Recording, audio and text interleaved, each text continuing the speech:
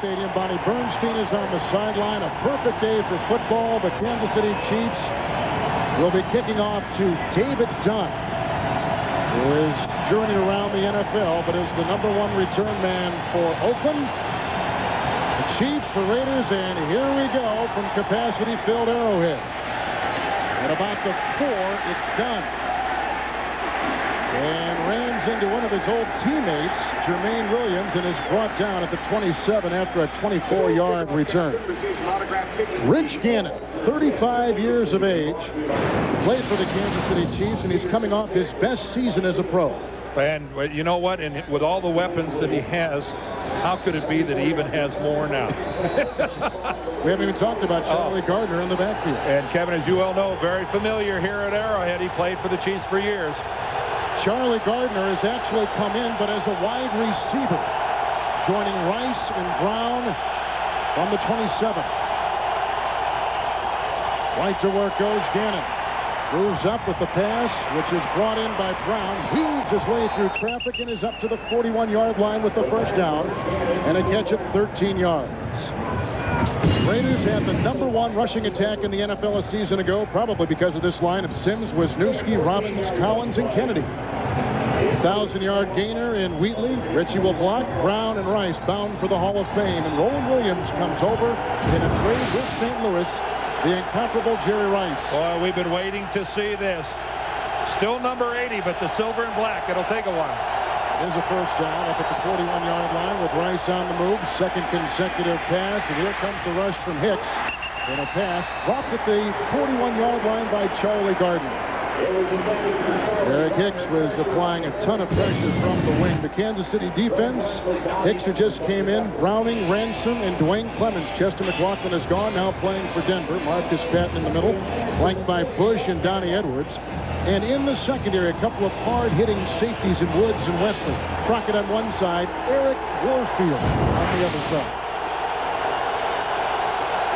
Second down and 10. Garner in the backfield. Ritchie, the fullback, is in motion. Another pass for Gannon. Back outside they go to Gardner, who works into Donnie Edwards' coverage and is knocked out of the Ravens at the 47. A gain of 6. John Gruden in his 4th year as the Raider coach. And who can believe it? He's still only 38 years old. And what's really there's some real symbolism here today. John Gruden, even in his 4th year, still the NFL's youngest head coach. He's across the sideline from the man who is the NFL's second, from the oldest. Yet when Dick Vermeil first started in the National Football League, he was the NFL's youngest head coach. So a lot of similarities between these two.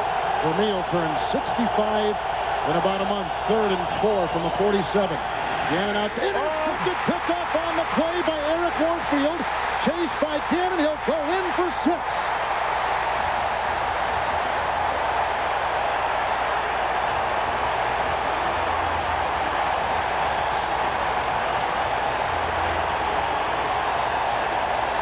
His first career touchdown for Eric Warfield, and Dan Deerdorf, his first interception since 1999. Well, this is his first season as a starter, and I've never seen Rich Gannon make that bad of a throw. Eric Warfield was just standing right beside Jerry Rice. He didn't have to work one iota to intercept that pass. That was an express mail delivery right from Rich Gannon. Peterson's extra point is good. A 50-yard return by Eric Warfield. It's Kansas City 7-zip.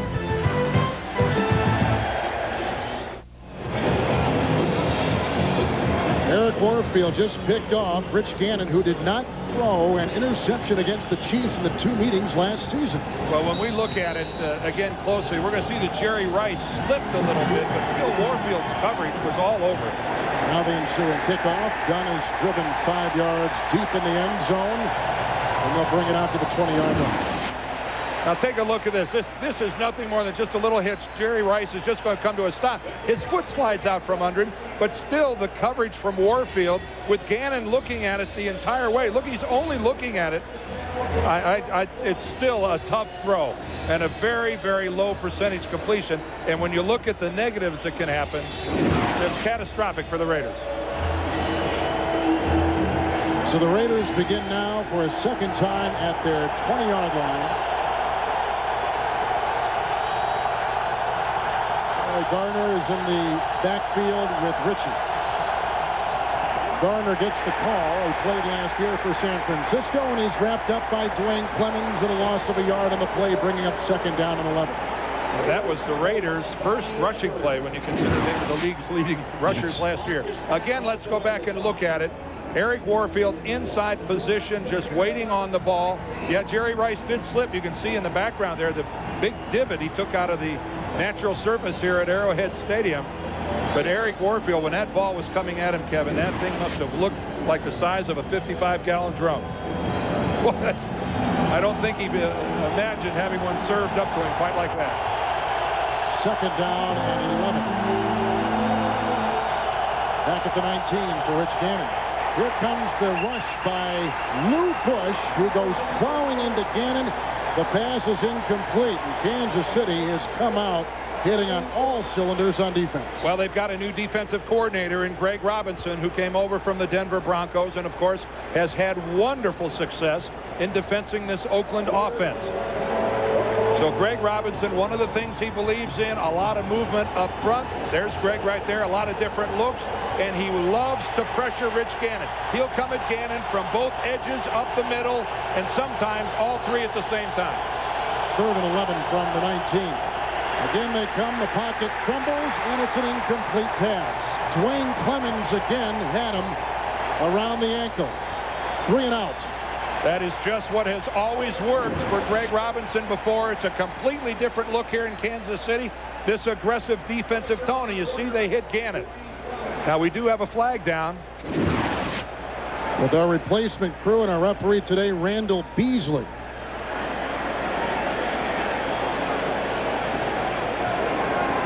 Regular, of course, NFL officials have been locked out.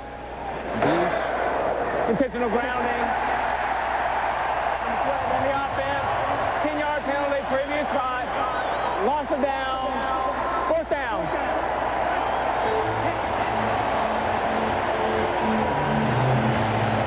Well, the 6th-ranked offense in the NFL last year was John Gruden's Raider offense, and this kind of a start is not what you would expect for a unit with that kind of proficiency. Shane Leckler was one of the best in the business a season ago as a rookie. Dante Hall storms inside his 45 for the Chiefs. There's a breeze here, and it comes across the field as Hall signals for and chases the ball out of bounds in Raider territory. 39-yard punt by Shane Leckler with a pretty good breeze in his face. Kansas City interception return for a touchdown. It's 7-0 Kansas City. With Dan Deerdorf, Kevin Harlan, Trent Green makes his 20th career start today after coming over before the draft in a trade with St. Louis, who starts today for the Kansas City Chiefs. The Chiefs gave a #1 draft choice to the Rams for Trent Green, who, even though he hasn't had a lot of experience, a very efficient quarterback. His quarterback rating last year was 101.8. Only Brian Griese of the Denver Broncos had a higher rating. So even though Kurt Warner was the starter in St. Louis, Trent Green actually had the higher rating. You see Rich Gannon on the Raiders sideline taking a look at some shots from upstairs from the 48 of the Raiders. 1st and 10. The first Kansas City carry for Priest Holmes results in a loss with Elijah Alexander there to make the stop. 2nd down coming up for Kansas City, and on their line, John Tate, Marcus Spears, Waters, Shields, and Riley. Waters making his first NFL start today. Holmes and Richardson in the backfield. Rookie Marvin Minnis, along with the veteran Alexander, is the wide receivers, and the incomparable Tony Gonzalez, the tight end. And incomparable is the right word. They held him to 93 receptions last year. 2nd down, 13 yards to go. Great time for Green off the fingertips of Priest Holmes at the 35. 3rd and 13 coming up for Green and Holmes and the Chiefs offense. 43 look for the Raiders. Upshaw, Taves, Jackson, Bryant. Russell has a suspension and Coleman is injured, so they go with Taves, Thomas, Beekert, and Alexander are the linebackers for the Raiders. Woodson and Allen are the corners. Dorsett and Pope are the safeties. What's the Raider weakness on defense? Well, it would be at the 2 safety positions. They're both serviceable players, but on the corner with Charles Woodson and Eric Allen, it doesn't get a lot better than that. 3rd and 13. You see our scores from upper left-hand corner, and a muff step and a fumble on the play, and recovered by the Raiders at the Kansas City 46-yard line. With the and now mandatory shoving between these two teams. Chiefs don't want to exacerbate the problem here and get a 15-yard penalty added on to this. Bad enough that you lost possession of the football. And what a horrific first series for the Chiefs. A slip in the backfield, a drop pass, and now a fumble. We have a timeout. Here's Brian Waters, the center, who's never played center before. And watch the snap. It gets up, but I'm not sure it gets deep enough to drive it into the hands of Trent Green. Keep in mind that Casey Wigman was going to be the starter. He had an appendectomy during training camp, and a guy who's really a great kid, but the fact is has never played center before in a National Football League game, Kevin. College tight end and defensive end. And now the guy that's giving Green the ball every snap. With the Kansas City fumble, the Raiders begin at the Chiefs 46. Fake handoff to Rice, goes through the high-stepping Tyrone Wheatley, who's inside the 25. A nice window dressing move to Rice. Wheatley up the middle, a galloping gain of 22 and a first down to the 24. What a hole in the middle created by this Raider offensive line. Yeah, talk about the movement of Rice distracting the secondary and linebackers of the Chiefs. Look at this. They're chasing Jerry Rice, and the interior of the Chiefs defense, unaware that Tyrone Wheatley is barreling right up the middle. Garner has come in, 24-yard line. Brown in motion. The pitch out to Garner, a pulling block from Barry Sims, the left tackle, and a couple yards on the play. We'll call it 2, and the third member of our crew today is Bonnie Bernstein. Hi, Kevin. Well, we've already seen the Chiefs bringing a lot of pressure against the Raiders offense, and John Gruden was telling me because of all the crowd noise in the stadium, his ability for his team to audible is a real concern, so much so he said we practiced in crowd noise so loud last week. I've had a migraine for 3 days, but he said you look at Greg Robinson's defenses, they disguise so well, they show blitz, then they back off and play cover 2. He said for us calling an audible, it's hard for the tackle to hear, let alone a receiver all the way out. Everybody gets a migraine here. 2nd down 8 from the 22. Rush comes on. They try to get a little flare pass, and it's incomplete. Was there a receiver in the vicinity? The Chiefs are arguing loudly for intentional grounding. And there's no yellow right now. No, there is no flag thrown. The rule is very simple. If the quarterback dumps the football to avoid a loss of yardage, it's intentional grounding. Rich Gannon got away with one there. And he was called earlier in the game for it. He was. Now you take a look at this right here. That is strictly dumping the football to avoid a sack. He's inside the pocket, which means he gets none of the protection that if he was outside the tight ends. You have got to be attempting to complete a pass. That did not look like such to me. Timeout, and the flag came in. There may be a delay of game because a flag is down at the 7-yard line. Back in Arrowhead, 10-16 to play. A Kansas City interception returned for a touchdown, 7-0 Chiefs. Well, the Raiders are running out of time. There's the play clock on the left. Now watch, it's already at 0. Gannon comes up and signals a timeout, and he was awarded that timeout. So Rich Gannon, he beat the system again. 3rd down and 8, sidearm pass. Rice was there at the 15, shy of a first down by a yard. Catches made, gain of 7 when he needed 8. And now it's 4th down for the Raiders. They're going to try for 3. Well, talk about sensational defensive timing. Take a look at that. I believe that was Eric Warfield driving through Jerry Rice. No, actually, check that. Let's go with William Barty. And 24 instead of 44. Perfect timing to keep Oakland from getting the first down. 33-yard try by Sebastian Janikowski, 5 of 7 in the preseason. Low snap by Adam True. And there goes a flag. The kick is up and good. It was a good hold, too, by Shane Leckler because that ball was on the ground. And the flag, Kevin, came in here from the near sideline. Holding against the Raiders. Well, that's normally the official whose responsibility is to look at the wingman.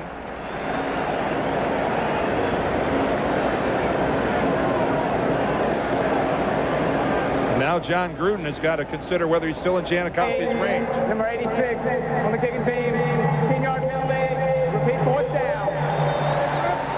new addition, Roland Williams, who played last year with the Rams.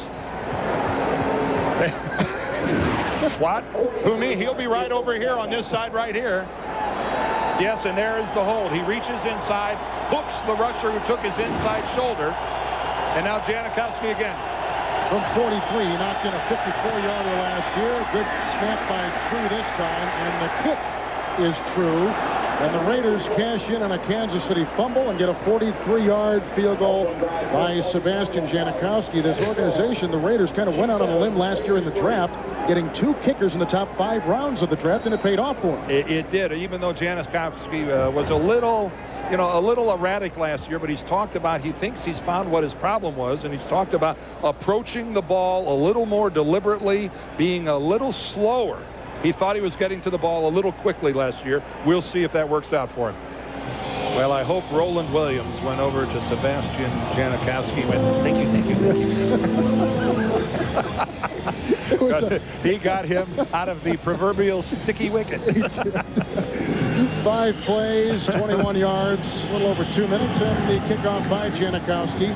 Hall and Cloud are deep, and he'll go to a knee and leave it in the end zone and out to the 20-yard line. Dante Hall with the catch. And we'll get our second look at the Kansas City offense. The first time we saw Green was nothing to rave about. He handed off to Priest Holmes. He fell down in the backfield. He threw a pass over the middle to Priest Holmes, and it bounced off his hands. And then the third play was a fumbled exchange between center Brian Waters and Trent Green. You work all off season, all those 2-a-days, the hot sun, all the sweat, blood, and tears, and you start off with 3 plays like that. It's time to regroup. Richardson and Gonzalez will be with Holmes in the backfield. Now they shift from the touchback 20-yard line to 1st and 10. Trent Green. There's a block by Richardson and a pass dropped on the side by Alexander. Coverage by Heisman Trophy winner and Michigan Wolverine alum Charles Woodson. And as we saw, perfect timing on the Kansas City defensive side by Barty. That's exactly what we see with Charles Woodson. And let's see how his timing is. Well, almost if he's impeccable. That's right. If he's there before the ball, it's an immeasurable nanosecond. 3 years in the league, 3 years to the Pro Bowl. Well, he's one of the he's just got it all. And and still, here's a guy, if they didn't have so many receivers with the Raiders, he'd be playing offense as well. Somebody jumped. Brady Jackson jumped. Now was he induced is the question. We have a left guard for the Chiefs, Marcus Spears, who has never started at left guard. A center who is a college tight end, Brian Waters, 54, who you see there. So there is a shakeup on that line. Oh, there really is. Practice snap. Encroachment. Number 90 on the defense. 5-yard penalty. Remains 2nd down. You mentioned, you asked if he was induced here. It's hard work down there. Would that be the same as having his labor induced? Take a look on the left. There goes Grady Jackson, and Upshaw moving as well.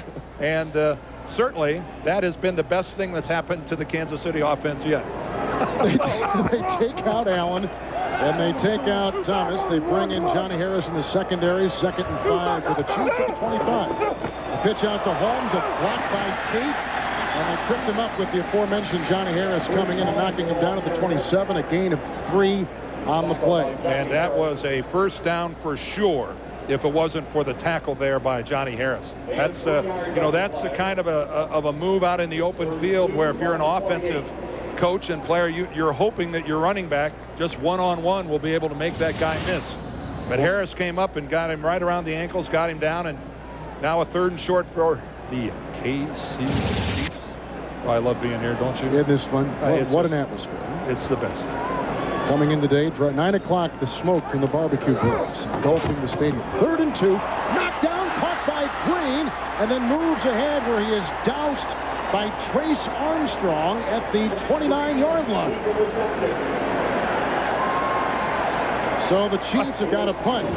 Wow, we have seen a lot of bizarre things happening so far. One of the right there, you take a look at that. That's William Thomas, one of the most active linebackers in the league, bats the ball right back to Green.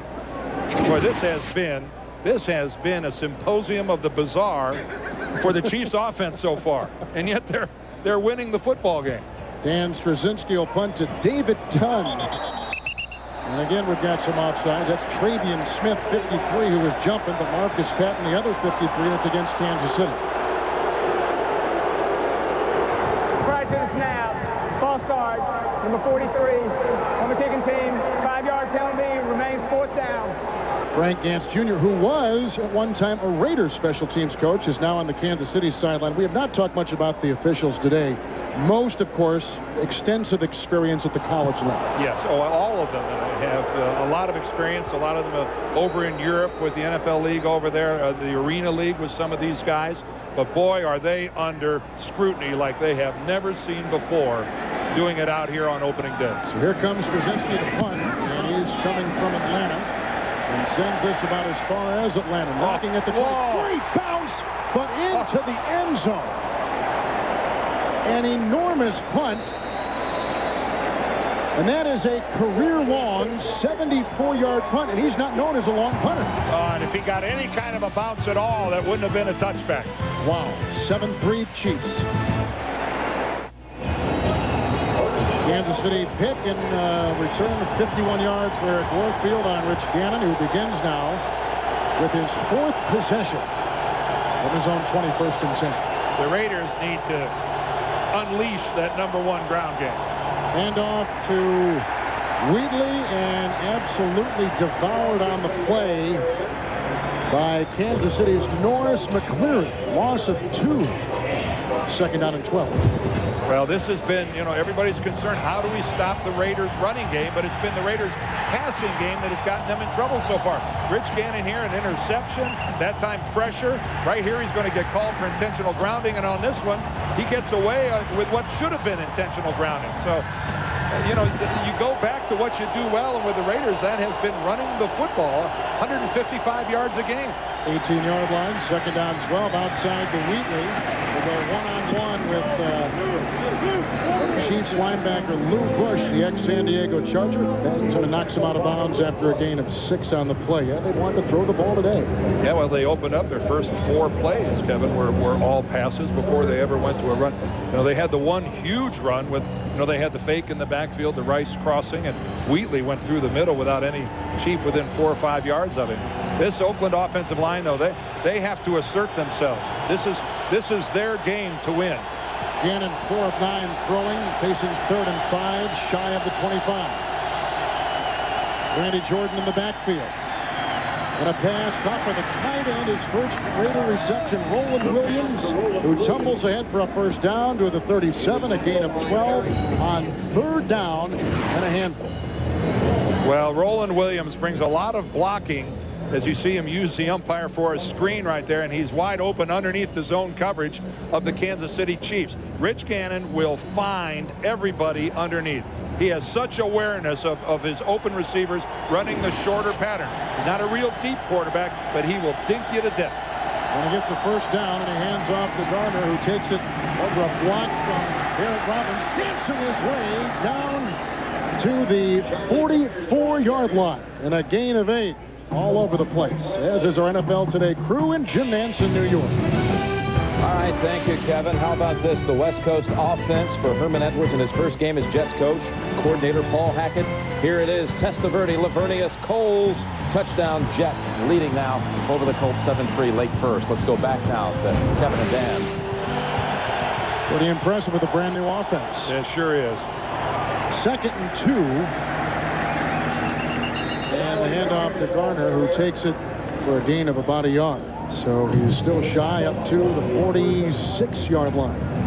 Now, Napoleon Kaufman retires for the Raiders, and Charlie Garner just moves across the bay. Look what he did for the 49ers last season. 1142, 10 total touchdowns, and the quality work out of the backfield with 647 receiving yards. He just brings so much luxury to the Raiders here. 2,000-yard rushers in the backfield. Garner and Wheatley. That's loaded. Garner now becomes a wide receiver. Wheatley in the backfield. 3rd down and a yard. And a pass hauled in by Roland Williams, who lumbers his way down to the Kansas City 39. Makes a 2nd catch, a pickup of 15 yards. Well, what a fake that they run to the left side of the formation. I'll guarantee you that there aren't 2,000 people out of the 80-plus here that see this completion. Look at the blocking on the left side. Everybody from Kansas City was sucked over there. Only Rich Gannon and Roland Williams were involved in that play to the offside. Takes the place of Ricky Dudley. That's exactly right. And you know what? They got tired of waiting for Ricky Dudley to become the football player they thought he should have been. 7th play of the drive. Chiefs 39. You see that yardage difference? 1st and 10. Handoff goes to Wheatley. Robert brought down by a host of Chiefs defenders. They had Dwayne Clemens and Ransom on there. Marcus Patton making the stop. And a gain on the play of about a half yard. No more than that. 2nd down and about 10. You know, Kevin, what has to thrill the Raiders is not only do they have 2,000-yard rushers in Wheatley and Garner, but they get 2 completely different types of back. Good point. Tyrone Wheatley is the prototype of the big bruising back. Charlie Garner is the guy that is smaller and shiftier, but yet at the same time can still power between the tackles. It's a nice combo. 2nd down, short 10, 39-yard line, sidearm pass, blocked by Wheatley, wrestled down on the side by Lou Bush after a gain of 3 at the 36-yard line. Kansas City as we wind down our first quarter. And I don't think the Chiefs are all that concerned about being burned by Tyrone Wheatley catching the football. He only had 20 receptions last year. He's not going to make a whole lot of people miss when he's got to look back to the quarterback to catch a ball. Ray Crockett going against Rice on this play. And going against him, grabbing him, holding him, riding him into the ground. Remember, on this drive, tight end Roland Williams just caught 2 third-down pass receptions for first downs. 3rd and 7 from the 36. Good time for Gannon. Now here he goes scrambling. Has to get inside the 30 and gets the first down for the Raiders. Sliding to the 27. He gets 9 on 3rd down and 7. And you know what? There's nobody in this stadium surprised. They've been seeing Rich Gannon do that his entire career. He was the 2nd leading rusher on this Raider team last year with over 500 yards. That's a lot for a quarterback. And look at that. He got no sliding in rear end first. Rich Gannon's going for the first down, and like he does so many times, just one more example of moving the chains is what's important to him. 5-minute drive for the Raiders. Garner in the backfield, 27-yard line of Kansas City, 1st and 10. Going deep and looking for Brown. Gets the separation incomplete as he was jousting with Crockett down the sideline. 2nd down and 10. And Rich realized that really wasn't a pass that could be completed. He really threw that ball out of bounds because even that was 50-50 at best. And then again, after an interception already returned for a touchdown, I don't think Rich is in the mood yet to really take many chances. He was in the MVP running last year, was Gannon. And deservedly so. And at 34 years last year, he's turned 35, but the productivity is still there. And as we've seen, so are the legs. Yes. 27 of the Chiefs, 2nd down and 10, 11th play of the drive. Pitch out to Wheatley. Oh, got a nice block by rookie Marcus Knight and driven out of bounds by Warfield on the side at about the 24-yard line. Again, we'll call it a 3. They say Knight is a rookie. He was on the practice squad a year ago, so his first regular season action, and that time trying to open up something for Wheatley. Well, Tyrone Wheatley is a banger. He's got good speed, but this is a big guy. And look at Warfield. You know what? He did a pretty good job. Warfield got under his pads. Yeah, he gets stiff-armed and takes a hand in the face mask. But that was a very effective tackle by Eric Warfield. He knew he had some yards to give. 24-yard line, 3rd down and 7. Raiders are 3 of 3 on this drive and 3rd down, but not that time. He had to throw it where no one was. Maybe Randy Jordan was the receiver. Another guy was knocked down, Tim Brown, downfield. Well, that time I think Donnie Edwards comes right up the middle. Rich Gannon had absolutely 0 chance to complete this pass. Actually, that's number 51, Glenn Cadrez. But look at that. He has no chance. You can't have your quarterback back on his heels, stepping backward, throwing a ball 2 seconds before he's supposed to, and expect anything good to happen. There's Janikowski from 42 yards away, and he gets his 2nd field goal today from 42. That time from 43 earlier. And the Raiders creeping up on the Chiefs, down now by a point. Sebastian Janikowski has kicked his 2nd field goal for the Oakland Raiders. 42 yards moments ago, 43 earlier, and a good 3rd down conversion for Gannon as he had some semblance of the Raider offense from a season ago on that last drive. Yeah, that was more of a mix that you see out of the Raiders, Kevin. We still haven't seen any consistency out of their running game. They don't want to have to depend all game long for Rich Gannon to be the guy to pick up a third down rushing. Saw Dante Hall. This goes on a bounce, and it's picked up by Jason Dunn, a reserve tight end who takes a pile past the 35 and out to about the 36. 17-yard return, and downstairs we go to Bonnie Bernstein. Well, Kev, as out of sync as Trent Green has looked early, you can't help but wonder if it has something to do with his off-field routine last night. The poor guy literally got kicked out of his house. He told me 10, 11 friends and relatives coming to the game stayed at his place. And while the Chiefs aren't a team that has the players stay at a hotel the night before, he just thought it might be a better idea. But in case you're wondering, he did swear up and down that he did get a good night's sleep, guys. He's from St. Louis, so that's only about a 3.5-hour drive. Yes, and his parents actually season ticket holders for the Rams. Guess what? They're season ticket holders here now as well. 37-yard line, 1st and 10. The pass goes outside, caught by Dunn, who just returned the kickoff, and he's up to the 43. Reception of 6 yards by Jason Dunn, as Green is one of many new NFL starting quarterbacks around the league. And it seems it's like this every year, and a lot of them have moved around. And of course, there's Chris Winkie, the fellow from Florida State and Carolina, and of course maybe Doug Flutie got a lot of the news. But here in Kansas City, it's the 4th guy down, Elvis Gerbach, who threw for over 4,000 yards here in Kansas City last year. And boy, are they glad to have him in Ravenland. 43-yard line, 2nd down 4. Good time for Green. Right down the middle, caught by Tony Gonzalez at the 43. Takes a confident quarterback to make that throw, because how could Tony Gonzalez be covered much better than this? 14-yard pickup. Work in the middle. Look at that. You just can't have a whole lot better coverage than that. Torrey James is just all over Tony Gonzalez, but yet it's threaded in there, and a superb job of Gonzalez fighting for that ball and holding on. That should take us to the end of the 1st quarter. Gonzalez with an incredible season a year ago. It's the end of the 1st quarter with the score, Kansas City 7, Oakland 6. We'll return to sold-out Arrowhead Stadium right after this message.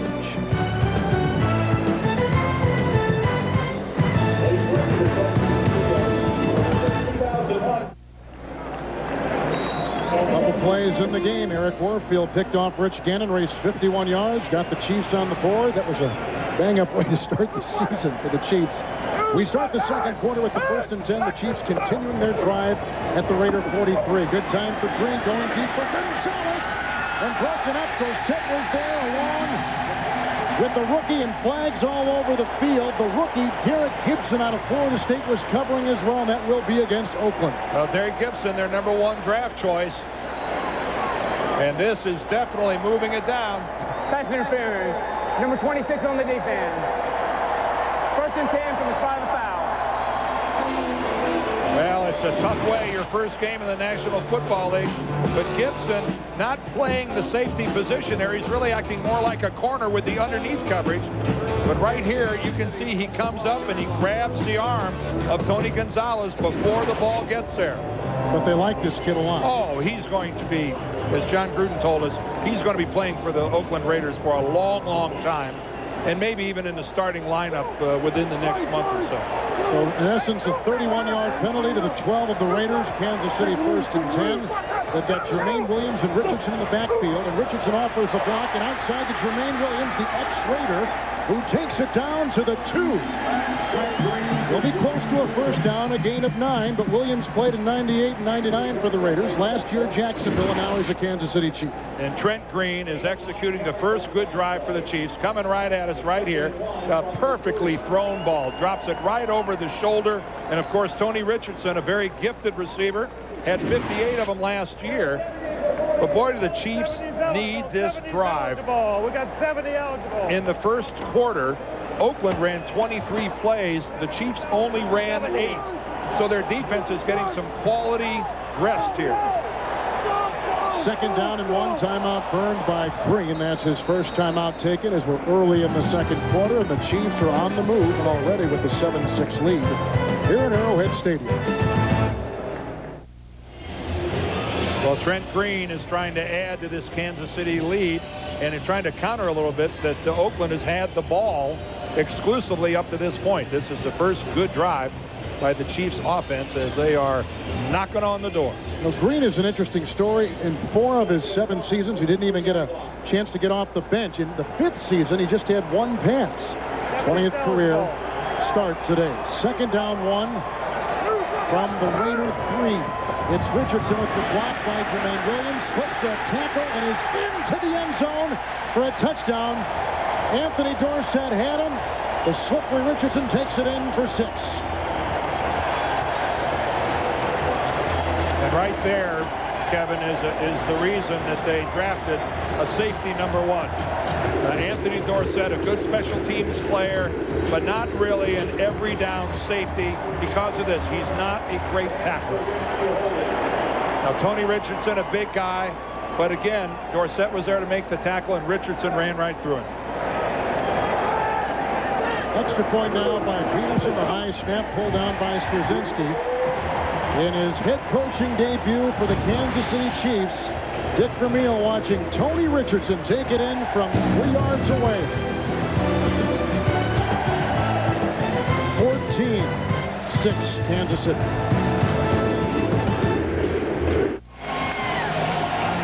Festive Arrowhead Stadium in Kansas City. The Chiefs just got a touchdown run by Richardson. The ensuing kickoff to David Dunn at the 1-yard line for the Raiders. Breaks the tackle and finally belted and taken down by a host of Chiefs players. Andre O'Neal was there along with Jason Belzer on a return of 36 yards. He's the guy that's going to return punts and kickoffs this year. No more Darian Gordon. And John Gruden showing some confidence in Dunn. He fumbled 3 times in their final 2 preseason games, and John said, hey, I'm going to go ahead and go with him. But if there's anything at all going wrong out there, any mishandles of the ball, he's coming out. But Dunn so far, solid start. Raiders were burned on defense moments ago because of a 31-yard penalty of roughing the passer, or rather receiver, down about the 12-yard line. That gave Kansas City that great field position. Here on 1st down and 10, it's Tyrone Wheatley running over the right side and picking up not a single yard. But Dan, that penalty killed the Raiders on defense on that last Kansas City drive. Yep, the interference call on Gibson, but they now at least have good starting field position because of Dunn's kickoff return. Shy of the 37, 2nd down 10. And here goes Gannon looking to throw, and outside is whacked by Hicks. Incomplete is the pass. And there is a change on the offensive line for the Raiders, because Kennedy is injured. More on that in a second. Well, Rich Gannon can't find anybody. It's time to credit the Kansas City secondary. They are smothering these Raider receivers, and we have seen either Rich Gannon under intense pressure or unable to find someone open downfield. So far defensively for the Chiefs, this has been textbook. Kennedy has come back in. Darrell Ashmore took his place on that last play. 3rd down and 10. But Lincoln Kennedy back in at the right tackle. And here it comes again with the blitz. The pass caught across the middle by Tim Brown, who swirls to the 43, 3 yards shy of a 1st down. On 3rd and 10, he picks up just 7, and they got a punt. Yep, again, it's pressure that forces Rich Gannon and his receivers to make a blitz adjustment. And Tim Brown has to break off his pattern. From the right, we're going to see there comes the corner blitz. That's Barty. Brown has to break it off short. It forces Gannon to throw early, and they don't get the yardage for the 1st down. Leckler will have his 2nd punt. 2nd 3 and out for the Raiders today. The wind is at Leckler's back. High and not very deep. Dante Hall won't even come close to it. Out of bounds at about the 30-yard line. So the Chiefs will have some breathing space. Leckler doesn't get off much of a punt, just 28 yards. 14-6 Kansas City. Dick Vermeil, Dan Deerdorf, told us the other day, he said, I know what my defense can do. Yeah, he was sure that they were going to play well. There's a lot more question marks surrounding this offense. They didn't do much early, but they certainly had a good scoring drive the last time around.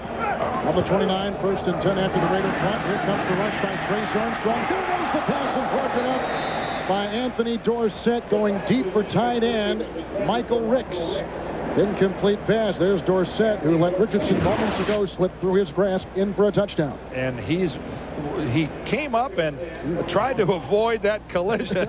that would have been one of the collisions of all time right there. Trace Armstrong gets in. He made a beautiful inside move on Victor Riley and ended up dropping Trent Green to the ground. Boy, if Dorsett would have kept running full speed to that ball, we might have seen two guys KO. From the 29, second down and 10. And Holmes and Green bump into each other, and a gain of 1 is the result. Holmes came as a free agent from the Baltimore Ravens. Next Sunday, here's what you'll see, a doubleheader on CBS, beginning with the game everyone's going to watch, Denver, Indianapolis. And we will be there, and what a fun outing that'll be. And then coming up late, a lot of the good matchups. Oakland gets to go home and host the Jets. Empty backfield, 39 from the 30-yard line. Good block by Tate, buying time for Green. It's a pass incomplete. Right into double coverage. Tony Gonzalez covered by both James and Woodson. Yeah. Incomplete pass. Kansas City's got a punt. I think Trent intentionally put enough air under that it was going out of bounds.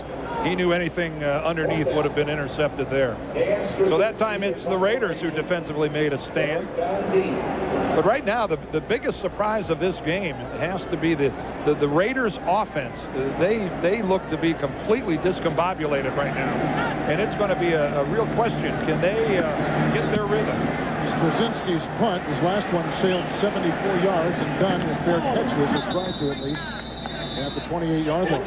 Well, that ball was well out of bounds, and he already knew it, so he just let it go. 41-yard punt. Raiders get it back when we come back to Arrowhead, trailing 14-6.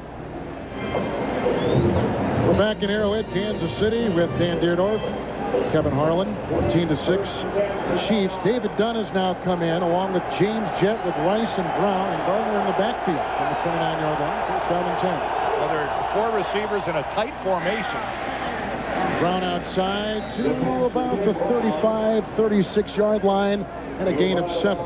Second down and 3. Jerry Rice today in his debut in the silver and black. Would you call it a much anticipated debut?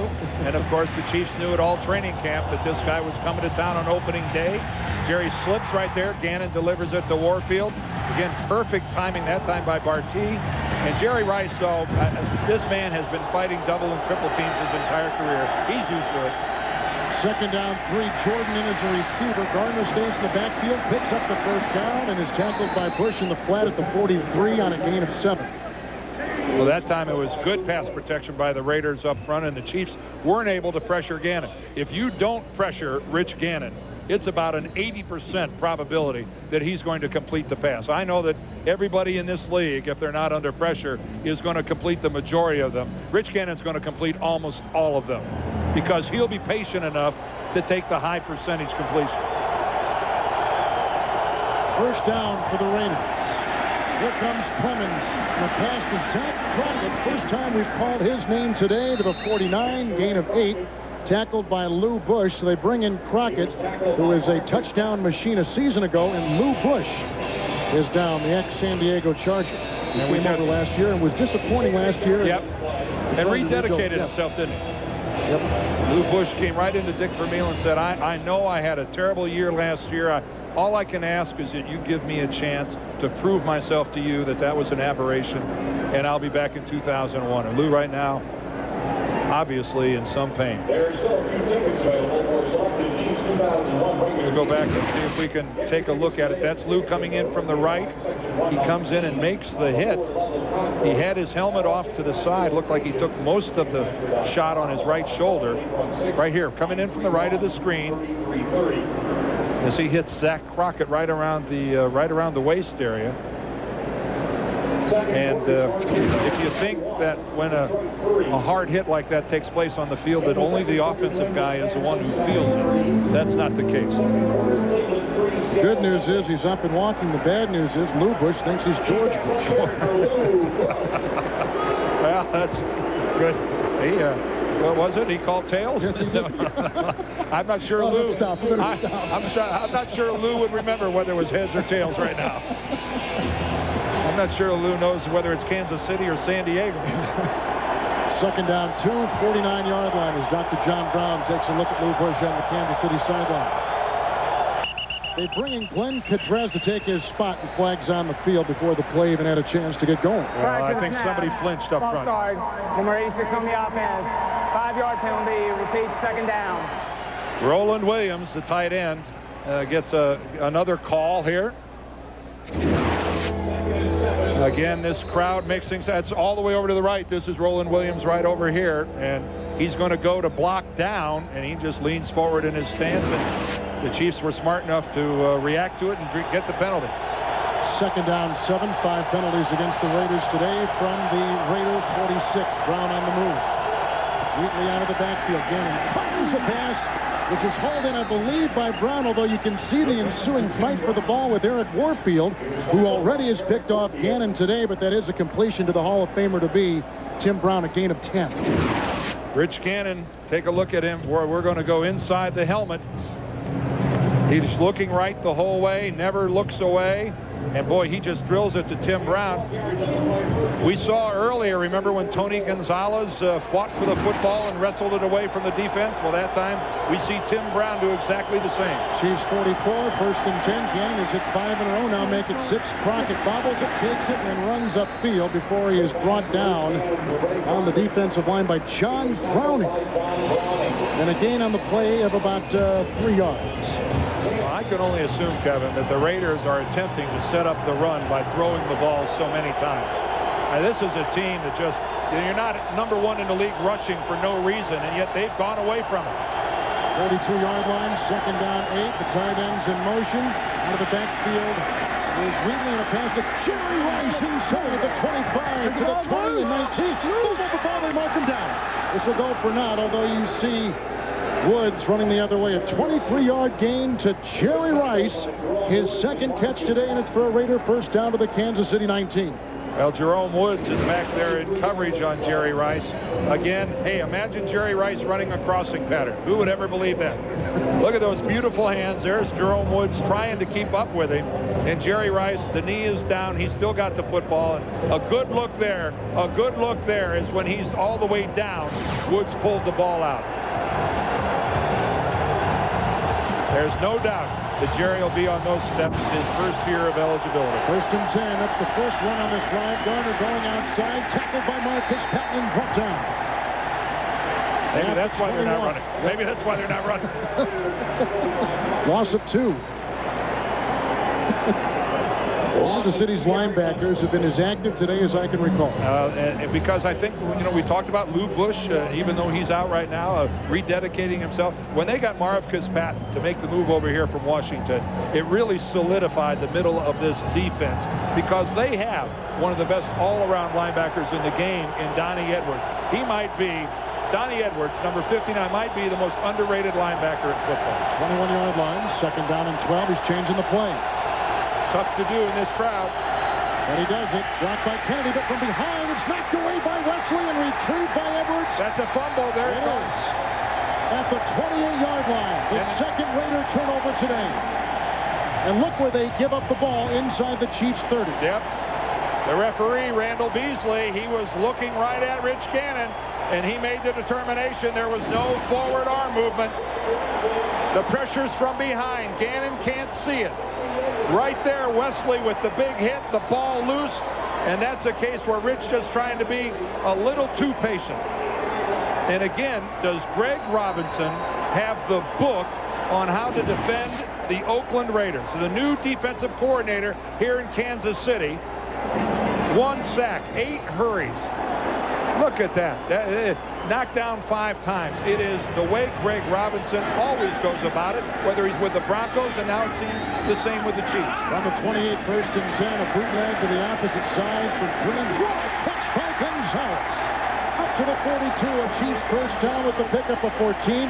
Beekert was there with the stop along with Anthony Dorsett. Well, Tony Gonzalez, you don't even know what to call him. A remarkable athlete is one thing, but he's even beyond that. This is a guy that really faced a crossroads a couple years ago in this league. He was not nearly the player he is now. And he was at a place where he was either going to stay the same, which was average, or become great. And he dedicated himself to this game, and now he's all by himself at that position. Trace Armstrong is in for the Raiders, 1st and 10. And there's a run by Priest Holmes, who chugs his way up to the 49, picking up 7 yards. And guess who makes the block at the point of attack? Tony Gonzalez. Watch Tony Gonzalez. He's in motion. That's Gonzalez going across the formation. There's the trap block by Gonzalez right there. He kicks out William Thomas, and Holmes darts to the inside. A complete football player, and I mean a guy with no weaknesses at all. It's Tony Gonzalez. Second down and 3 from the 49. Alexander's been quiet. He's in motion. Until now, they throw to him there, and it's broken up, incomplete. Marquez Pope, a 6-time Pro Bowler, knocking it away. Incomplete pass. Bringing up 3rd and 3. Sensational coverage by Pope. He is really, that didn't surprise him at all. He knows that Alexander's coming in right towards him. And we have really seen some outstanding coverage by defensive backs in this game.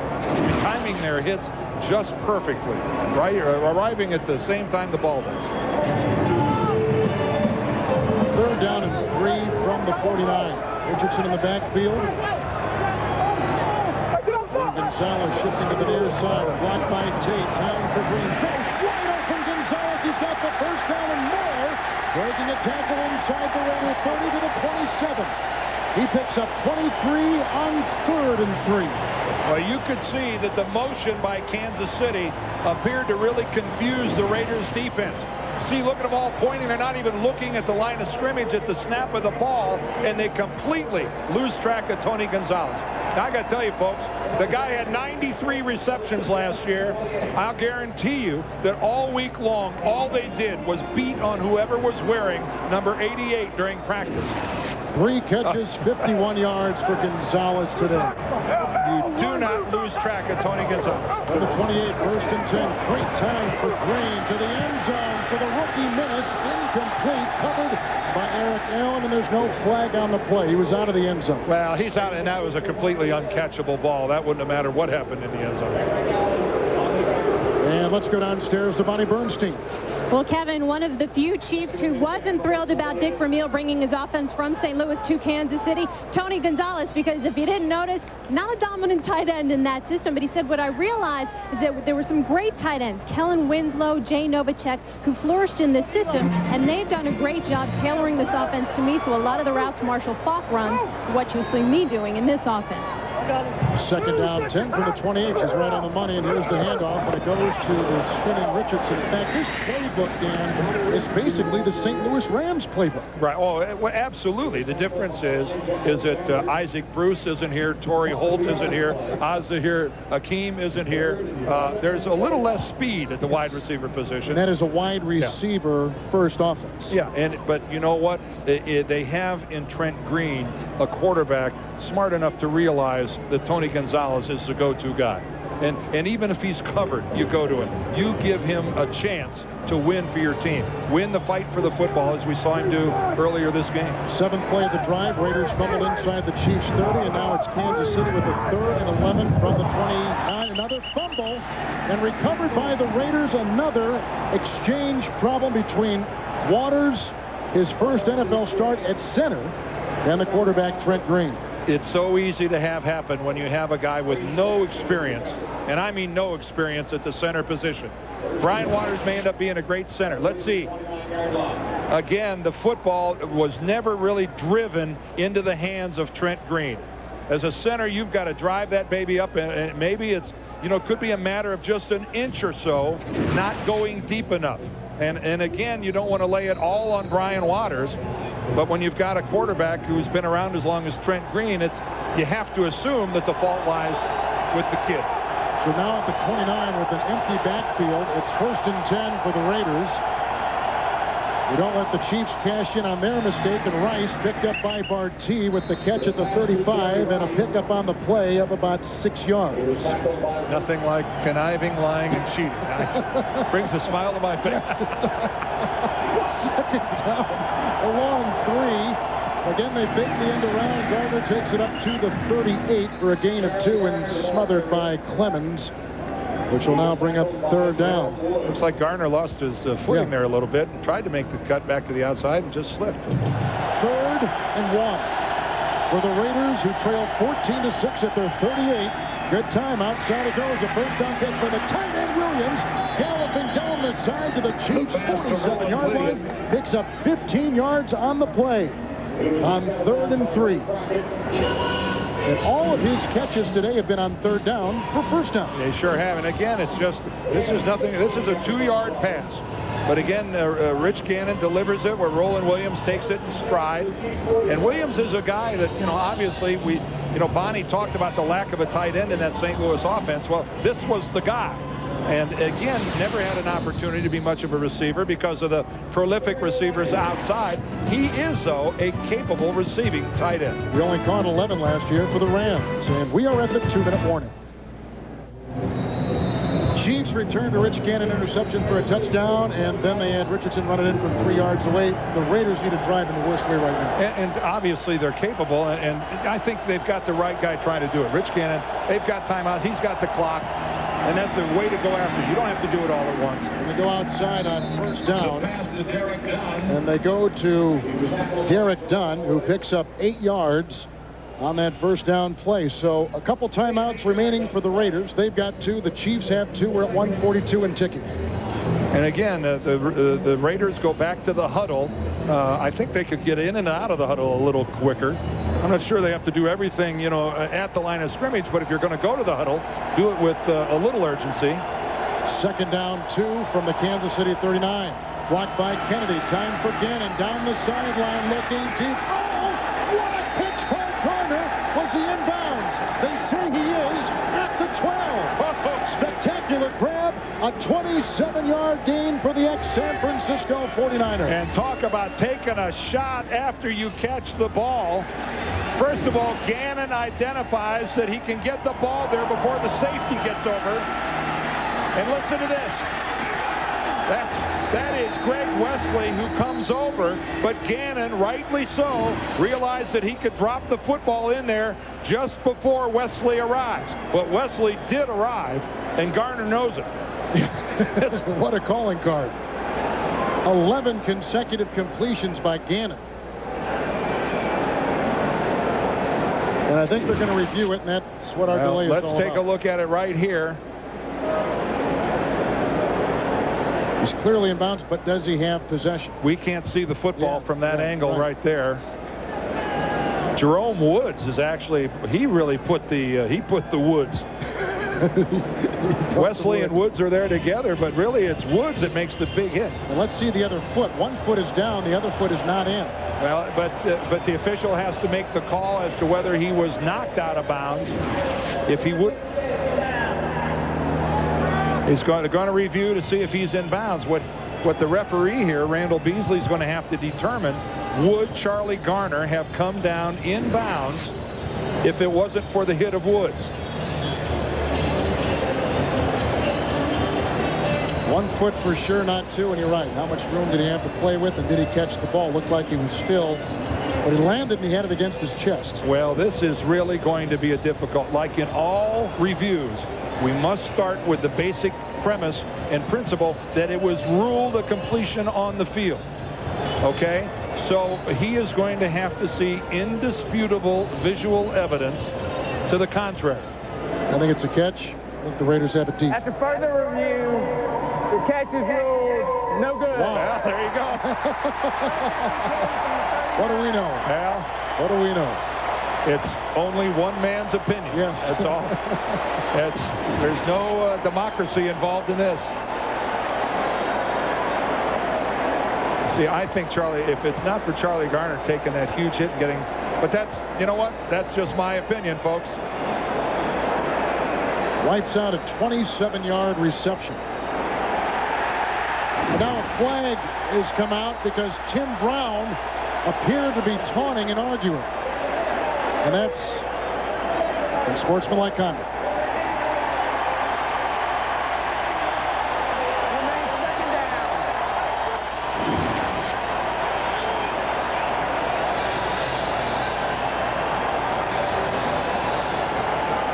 No profanity will be tolerated. No getting in the face of the referee will be tolerated. And we're seeing great case in point. It's interesting because during the Marty Schottenheimer years here, he said the Raiders at one time or another will unravel. And that's all we have to do. Play our game and they'll unravel. Well, this is un-Raider-like from a season ago where they didn't unravel. Well, and you wonder if Tim Brown would have been that vocal if he knew that he was talking to an officiating veteran rather than to one of the replacement officials.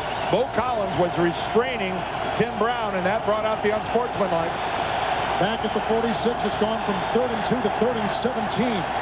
Gannon winding up, gets away, little shovel pass, bumped by Randy Jordan, gets away from Eric Warfield, and then weaves his way to the 48, a gain of 6. They've got to get all the way down to the 38 of Kansas City, and what looked to be a first down inside the Chiefs' 15 goes for a punt. And you can see the excruciating look on John Gruden's face on the sideline. You would not want to put a blood pressure cuff on John Gruden right now. A couple squeezes on that baby and it would pop. Leckler to punt. Dante Hall is deep back for the Chiefs at the 10.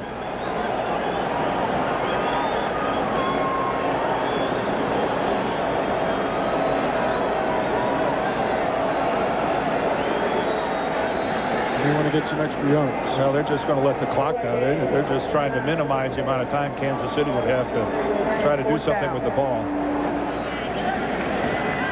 Leckler to punt, gets a low snap from Adam True. It nails it, which will soon go into the end zone, and it does. Wind is at the back from that side. A 53-yard punt by second-year man Shane Leckler. As you take a look at Tim Brown, who got the 15 yards in sportsmanlike conduct, drove his team from a 3rd and 2 to a 3rd and 17. Well, obviously they're a little prejudiced, but they thought Charlie Garner would have come down in the field of play as well. That was it was a decisive call by today's referee. Chiefs have 2 timeouts remaining. I think it was wrong, but it was decisive. Yeah, I agree with you. I thought it was a catch.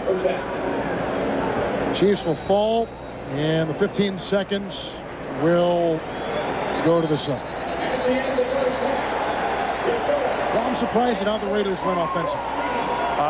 They certainly have not relied on their strength, which is running the football. I can't believe that they won't try to come out in the second half and try to pound the ball at the Chiefs. There was a penalty on the Raiders, declined by the Chiefs. Legal procedure on the defense, 12 men on the field. That penalty is refused at the end of the second quarter.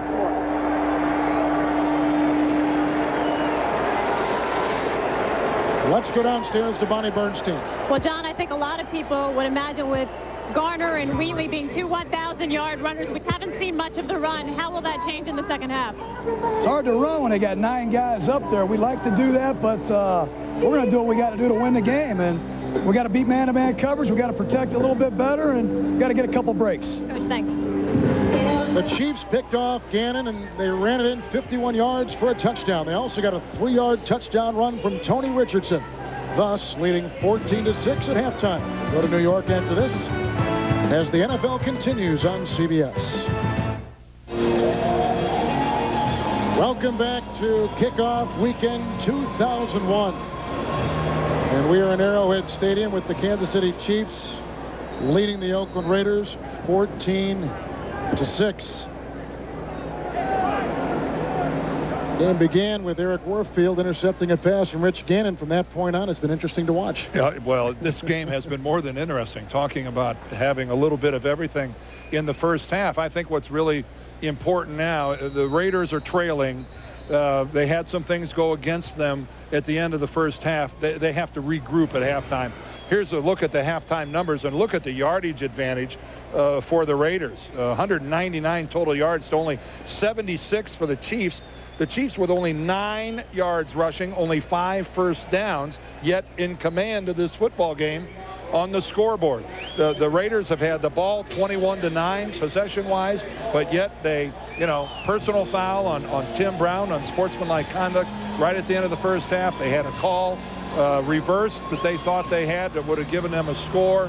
So this is a team that just needs to settle down a little bit, Kevin, and just go back to work. Sebastian Janikowski has the ball teed at the 30-yard line, and we are set to start the second half. Mike Cloud and Dante Hall are deep back for the Chiefs. Wind will be at his back, so this could be a boomer. And it is. Almost out of the end zone. Janikowski might be longer off the tee than Tiger Woods. It's huge. That was a great kickoff. Oh, aren't you cute? And downstairs to Bonnie Bernstein. Why are you laughing at me? What did I do? Before the game, Dick Vermeil was telling me the priority one was stopping the Raiders' ground attack. They've done that 40-some-odd yards. He said, my front seven's done a nice job stopping the run. We've been able to get the safety down there. He said, but if you look on the other side of the ball, my center, he's bobbled the snap twice. We need to find a way to get some offensive sync, Dan, as you were talking about, and find a way to get that ball into our receivers' hands. There's Brian Waters. Yes, and he's under the gun. And Brian, forget your block. Most importantly, drive it into Trent Green's hands. From the 21st and 10. And Tony Richardson running outside before he is doused. They have Thomas there, a gain of 2. And at the bottom of the pile is Marquez Pope. Brian Waters has had an interesting first half in his NFL debut. And the key word there, debut. Take a look at it right there. He doesn't get the football all the way back to his quarterback's hands. And here's the second one. Again, you see, it's up, but it's not back. And as a center, you need to make sure that you can feel yourself drive that football into the quarterback's hands. Brian Waters a little too concerned about making his block and not getting the ball back. 2nd down and 8. He's got to burn an early second half timeout. I think the rookie Minnis was out of position. After a Kansas City timeout because the rookie Minnis was out of position. 2nd down and 8. They go outside where it's caught by Richardson. Grabbed by Eric Allen and brought down at the 28-yard line. A gain of 6. We all talk about Richardson's pass-catching ability, but he can block and run the ball, too. He's a triple threat. Well, he was their leading rusher last year, and you're right, Kevin. He can do it all for the Kansas City Chiefs. And a lot of respect for Eric Allen. They don't go after him very much. They were going to try to on this one. You see Trent Green trying to get Snoop Minnis up here to move. Look at Minnis kind of look over the sideline going, what? You know, we talked about Brian Waters making a debut. This is a debut for Minnis as well. From the 28, 3rd and 2, and across the middle, it's caught by Alexander. Knocked away, should be a fumble. A flag is down on the play. Trace Armstrong, you can see 93 is trying to hold on to it along with Alexander. But Alexander coughed up the ball. Well, there was a flag thrown by the linesman on the far side of the field at the snap of the ball. This could be number 6. It is on the Raiders. Yeah, and so forget everything that happened after that.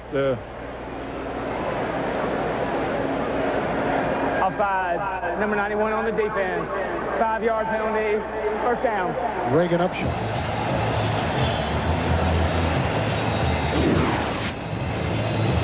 Take a look at it right there. Reagan Upshaw, the defensive end. You see him start just about a half a second prior to the snap of the football. So even if the Raiders would have gotten possession, it would have been negated by that penalty. Richardson in the backfield. Chris Thomas, a former Ram in motion. Handoff goes. Blocked up by Grady Jackson. And Richardson tries to spin his way for something, and there just is nothing there. Also 2 on the play. You say nothing there. That's a case of the Raider defensive line destroying the line of scrimmage. The Chiefs offensive linemen were moving backwards. That's okay on a pass play. It's really not very good on a running play. Richardson 4 carries and 2 yards. Yeah. For Kansas City to take a look at Grady Jackson. Real active guy, and of course the burden really falls squarely on his shoulders these first 4 games with Darrell Russell serving that suspension. 2nd down and 12. Green again given great time, going deep, looking for Minnis, and almost picked off by Eric Allen at about the 23. Well, Eric Allen at 35 can still go. You can't have an age differential much more than having the rookie Minnis go after a 35-year-old corner. But take a look at this. Eric Allen looking back into the backfield the whole time. Wait till the ball's in the air, makes his move towards the football. Never really any concern whatsoever. 6-time Pro Bowler, has played with Philadelphia and New Orleans, and had a good season of 6 interceptions last year. 3rd down and 12 from the 31. 14-year cornerbacks are tough to come by, of course, unless your name's Darrell Green. Holmes in the backfield, and here's a pass. Caught by Minnis, the rookie Straczynski at the 50-yard line for a first down. Another flag has been thrown. And we may get a holding call. There was a gain of 19 as it stands on 3rd and 12. Yeah, I think Charles Woodson came on a blitz, and he may have been held. Yep, that's going to be the call. Charles Woodson came off the corner, and boy, that poor Snoop, he gets his big play called back. Holding, number 49 on the offense. 10-yard penalty. Repeat, 3rd down. 2 penalties on the Chiefs today. The Raiders have picked up 8 penalties on the afternoon. I think Charles Woodson's going to come from up here, or I'm sorry, he's here in the slot. There he comes right off the corner, but Tony Richardson, you see him pick him up right there, and he just hooks him and brings him around. That was a case where that time Chuck Bresnahan, the defensive coordinator, took a shot with the blitz. And now the Raiders are forced to take a timeout. So now each team with 2 timeouts remaining and almost 12 minutes remaining in the 3rd quarter. Raiders just called a timeout. Chiefs on top 14-8. 3rd down, 22 from the 21. And the handoff to Priest Holmes, getting a lead block from Will Shields, and the gain is just to the 28. More of a protective handoff and a punt. They conceded that down, didn't they? Absolutely. When you're up 14-6, you don't need to force it, especially when your defense is playing well. This was just a couple moments ago. Anthony Dorsett, the Raiders safety, going into the locker room. We'll get an update from Bonnie as soon as we can as to why. It's a good memory, isn't it? See number 33 and Dorsett right above it. Straczynski gets a high hanging punt. David Dunn on the 27. A nice move, and then is taken down at the 35. 46-yard punt, 9-yard return. Gary Stills, number 55, with the Kansas City tackle.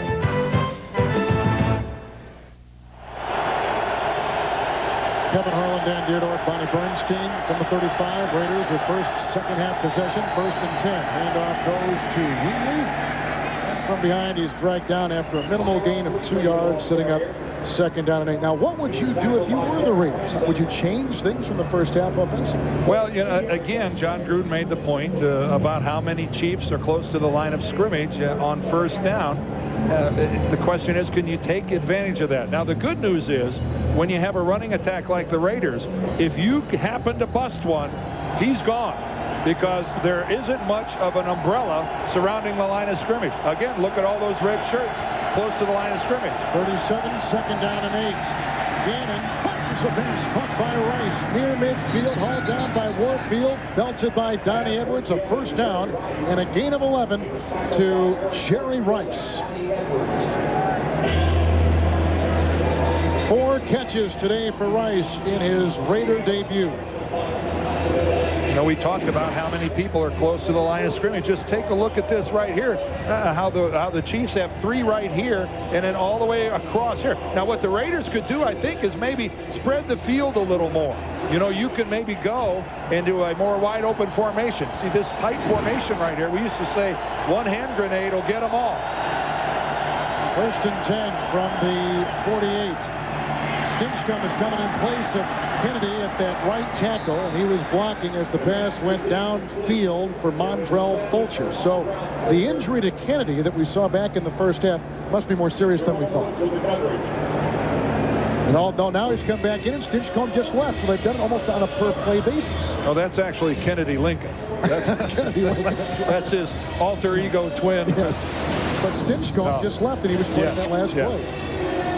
One of the good guys right there, Lincoln Kennedy, and we had a wonderful visit with him yesterday afternoon, and he's a big guy and a Pro Bowler. That's a nice thing to be able to say.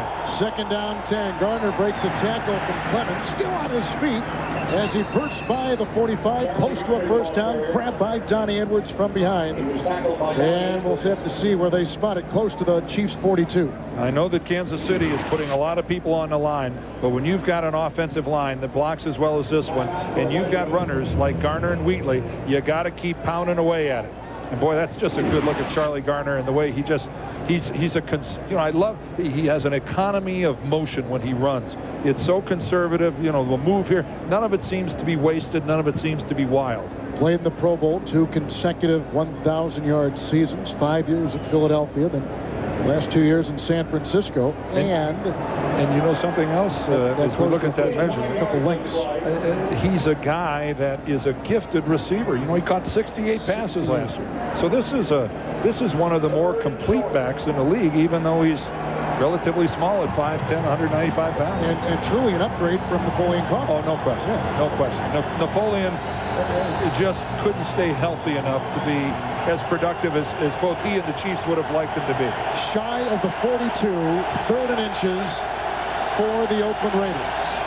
Wheatley diving in and may have bulged that 42 and taken it to the 41. They get him the first down. I say he's got a... That was a pretty good surge. Clock ticking down here in the 3rd quarter. Each team has taken a timeout, so 2 remaining for each. There's some surprising scores around the NFL as Wheatley takes off. Colts were smothering the Jets. Downstairs we go to Bonnie Bernstein. Well, Kevin, you mentioned a couple minutes ago we saw Raider safety Anthony Dorsett going off into the locker room. The teams told me we've got our first case of dehydration this season, gentlemen. He's just in there getting an IV, but he'll be back out. Thank you, man. It's a nice day here. It's beyond nice. It could be easily 20 degrees warmer here. On the 41, 1st and 10, and a handoff to Gardner brought down by Browning. For this time of year in Kansas City, today's temperature is probably a good 15 degrees below normal, wouldn't you think? It's perfect. Yeah. Unseasonable, and it's everybody here is pretty pleased with this is a Chamber of Commerce day. Well, the Raider offense the last 2 years have scored 14 touchdowns on their opening drive of the second half. That is the most in the NFL. It's not even 65 here. No. It's warmer than that, obviously, in the sun, but that's unseasonable to say the least. Near the 42nd line, great catch, the 5th today by 38-year-old Jerry Rice, who got 75 passes a season ago with San Francisco. He'll be 39 in October and picks up a nifty 6 yards right there. Rice, one of 3 nice additions to this team. Well, no kidding. Take a look at this and look at the productivity of the guys they picked up. We've been talking about Charlie and his 1,100 yards. Jerry Rice, we could fill 8 pages with his records. And Trace Armstrong, who probably will only play 20, 25 plays a game. But, you know, his 16.5 sacks last year led the AFC, 2nd in the entire league. Quality addition. 3rd and 3. Oh, he goes down, knocked away by Marcus Patton. The ball is loose at the 41, and the Chiefs have recovered. Marcus Patton made the stick. And 3 Raider turnovers today. And John Gruden has to be saying to himself, Rich, what were you trying to do with the football?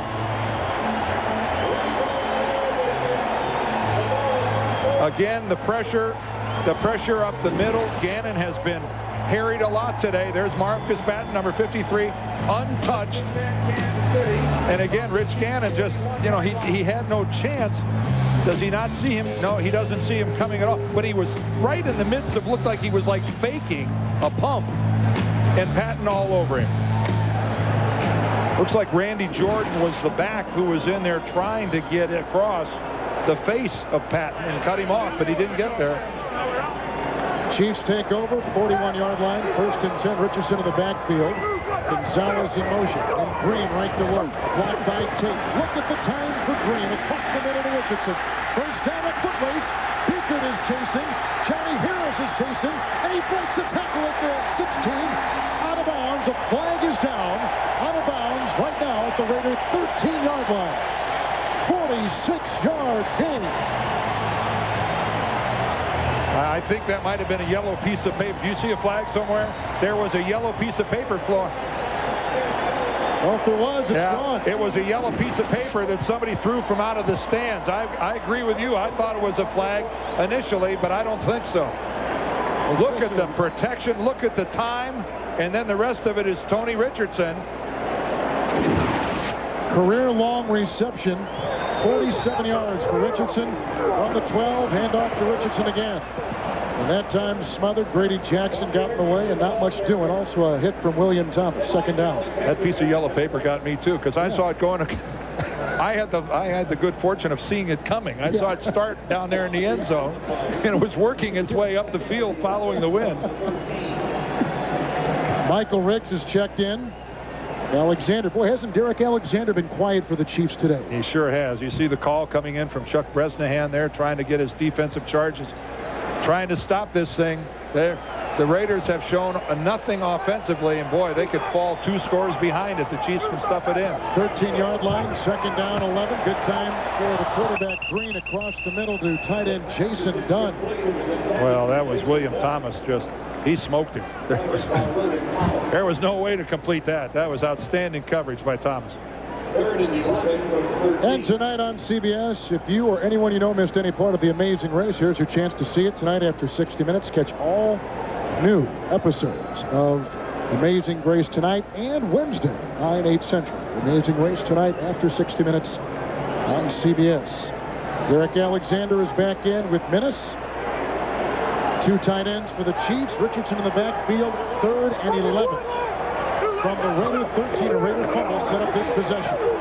Green moving up on the bad knee and shovel pass, bobbled by Richardson, finally falling on it at the 12. So the Raider defense holds Kansas City out of the end zone, and now the Chiefs will have a 3-point try. And that was the coverage that forces Trent Green to leave the pocket.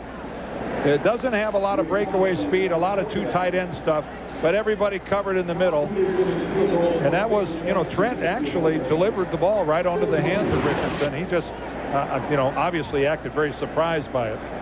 31-yard try now for Todd Peterson, who came over mid-season after his cut in the preseason from Seattle. Makes the place is Pete Stoyanovich, and the kick by Peterson is up. And 3 more on the board for the Chiefs with 5:50 to play in the 3rd. The Chiefs cash in on a Raider fumble and lead it 17-6. The Kansas City Chiefs have led the entire game, up now 17-6 after Peterson just knocked through a 31-yard field goal. And the ensuing kickoff to Dunn on the fly from the 10. It's by Warfield. Got a block, runs into Barty, taken down at the 40-yard line of the Raiders. So some breathing space for Rich Gannon, a 29-yard return for David Dunn. Boy, is Warfield upset on that. He had contained and let Dunn get to the outside. 5 plays, 46 yards. Richardson had a 47-yard reception on that drive. That set it up. Watch that shovel pass moments ago. Well, watch to the right side of your screen. Brian Waters, look at him grab the back of Trace Armstrong's jersey. That's one way to get back in front of a guy. As an offensive lineman, you always want to be in front of the defensive lineman. That's one way to pass him. It's like roller derby there. 1st and 10 from the 40. Fake handoff. Oh, here comes Eric Hicks. And there goes the pass. Garner gets it and falls down after a gain of 5 at about the 44. They brought in the tight end Fulcher to go wide in addition to Rice and Brown. 2nd down and 5 coming up. Let's go ahead and take a look at the blitz, guys. Go ahead and roll it. And Rich Gannon finds himself, just one-on-one. And as a defensive lineman, you are so afraid of Gannon's escapability that you have to play conservatively. If you go at him full speed, I guarantee you may touch him, but you won't tackle him. McCleary has come in for Rich Owens. 2nd down and 5. Handoff Gardner following a block and a tackle made by Marcus Patrick after a gain of 1. They just can't run. No. Could you write in Cincinnati or Cleveland? You could throw their website, perhaps. You can't. I like Tennessee. They're awfully good. Tennessee, Denver. I've never seen the AFC as wide open as it is now. On the 46, 3rd and 4 pass caught by Rice, number 6 today, rustled out of bounds after a 1st down gain to the Chiefs 45. Rice now 9 yards on that particular reception. Coming into today, he only needed 123 to tie Walter Payton for all combined yards. He's got 74 already. 74 already, is trying to go over 20,000 combined yards. Boy, look at Jerry Rice. It's just, I know that it didn't look like much of a pattern, and I know it just looks relatively easy. But if it was, everybody would be doing it. That's right. And they aren't. 1st and 10. Gardner takes it up and is wrapped up on the play by Donnie Edwards after a gain of 3 on the play. Busy day on opening day in the NFL. Let's send it off to Jim Nantz in New York. All right, thank you, Kevin. Corey Dillon's having a big day for the Bengals, 114 yards. Opening up now the passing game for John Kitna to Tony McGee, and the Bengals up 23-10 on New England. Quarter change, starting the fourth there at Cincinnati. Let's go back to you in Kansas City. All right, thank you, Jim. 4-12. The Bengals were a season ago. That's why people want to write in Cincinnati. Second down and 8 from the Chiefs, 43 for the Raiders. And a pass to Tim Brown, sheds Warfield, then brought down outside by Donnie Edwards, who covered that very quickly from his linebacker spot. Yeah, he sure did. Donnie Edwards showing great speed getting out there, and he had to because Eric Warfield came up, and that was not exactly a textbook driving tackle that he attempted to put on Tim Brown. Kind of waved at him as he went by. Tim Brown, hey, the guys like Brown and Rice, their entire careers have been built on yards after the catch.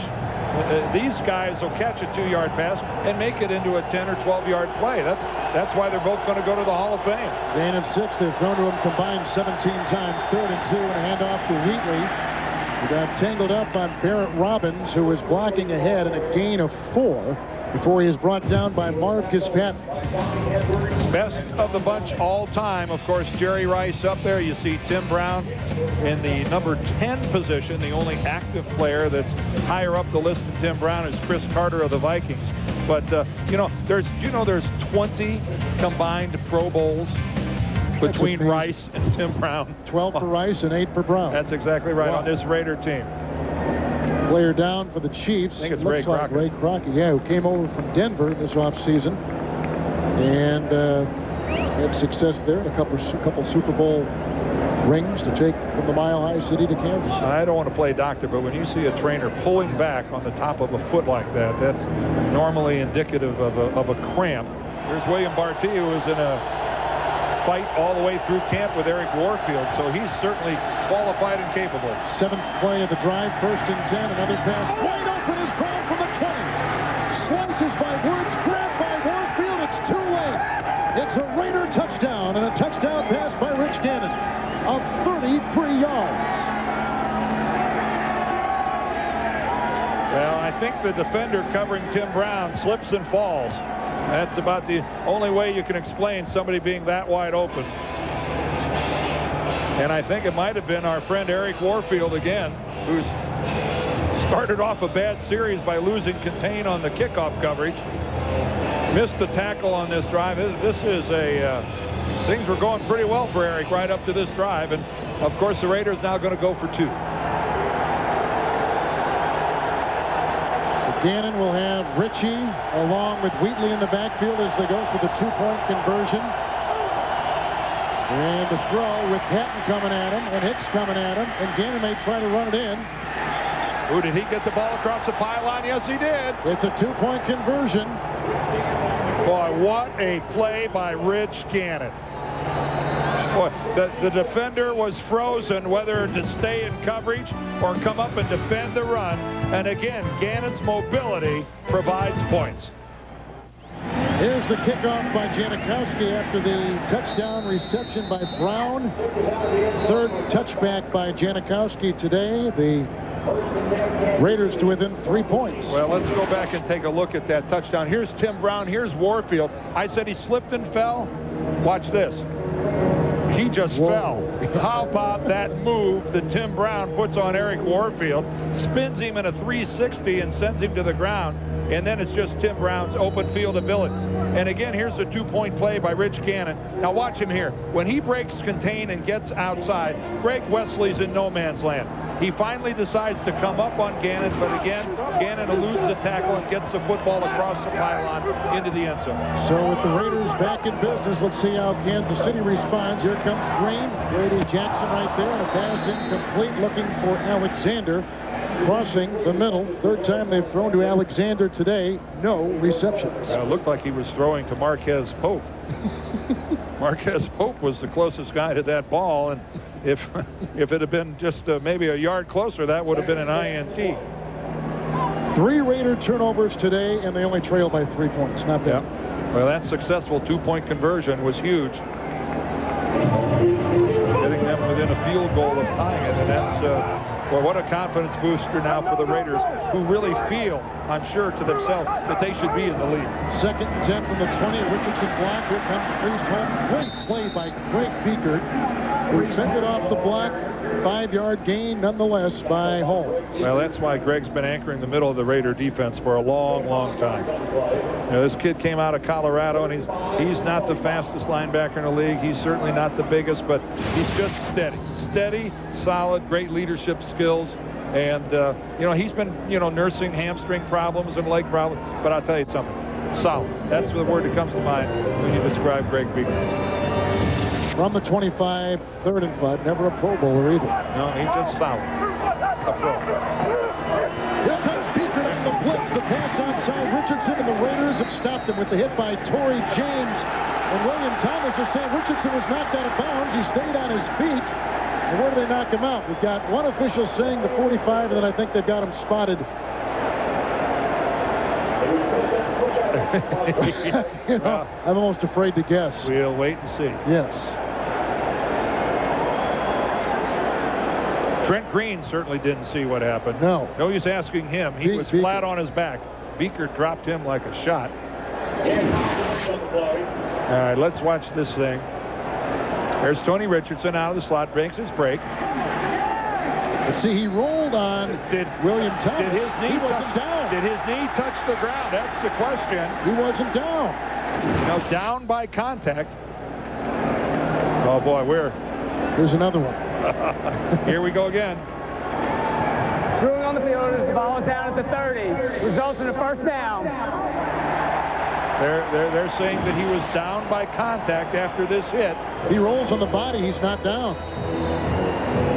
On the body. Well, if the elbow goes down, his knee's down. Yeah, right knee was down. Yeah, his right knee touches. You got it. Yeah, that play's dead right there. And a first down. Yeah, if your elbow hits the ground in that situation, you're going to be. Now we got to. Did we get buzzed? Yep, they did. I think Randall just got buzzed. Chiefs throw the flag out. Yeah. Or the Raiders throw the flag out to see. Well, the Raiders certainly. Yeah, Raiders. They don't want to challenge this.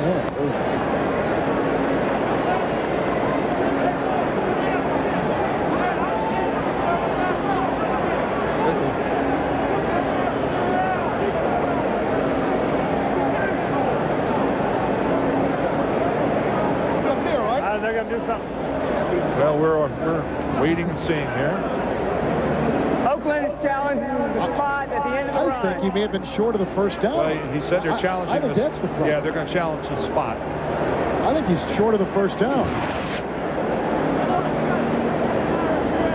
There's the 30. He's trying to get down. to 30. Well, you know what? Well, the Raiders, yes, you're right. The Raiders do want to challenge that. He's short of the first down. Yeah, you're right. Now, forward progress comes into play here now. Keep in mind that it's right where that collision takes place. Doesn't look like Tony Richardson's forward progress ever got him to the 30-yard line. The challenge by Oakland was by rule not a reviewable play. The play stands. 1st and 10. Oakland will not be charged a timeout.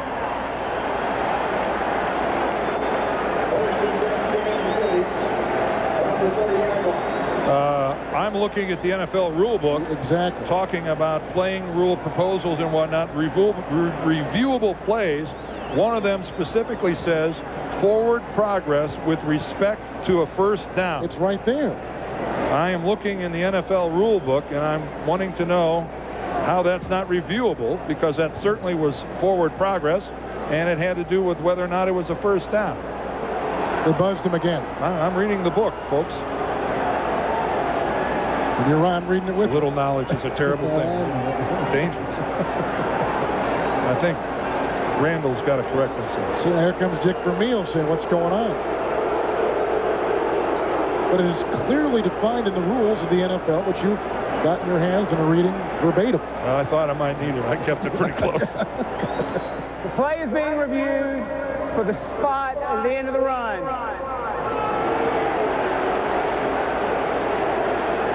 You know, Dan, you can almost imagine what kind of pressure this group of officials is under. I- In a game of this magnitude, the NFL, I mean, this is... Well, I wouldn't want to be in this No, one. I wouldn't either.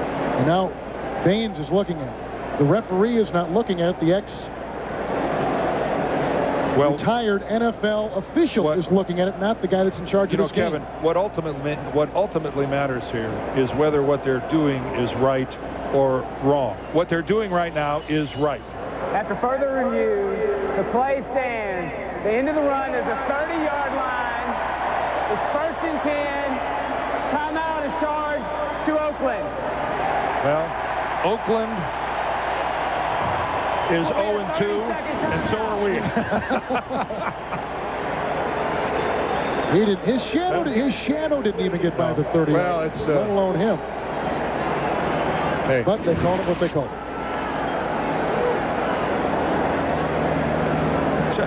Poor John is. Can you read lips? Yeah, he's clearly a frustrated man right now as we come towards the end of the third quarter. Not much has gone the Raiders' way. 1st and 10, the Chiefs from the 30-yard line. Richardson in the backfield. And he gets the handoff. And then brought down by Josh Teams after a gain of 2. William Thomas in on the tackle as well. And that may be the final play of our third quarter. 2 yards on the play. 2nd and 8 for the 32. Now, the only thing going in the referee's favor there, Kevin, was that the ruling on the field did give a first down to the Kansas City Chiefs. So he would have had to seen something indisputable. You and I both thought he did. We don't care. Third quarter comes to a close with the Chiefs up 17-14. Will return to Arrowhead Stadium right after this word from your local CBS station.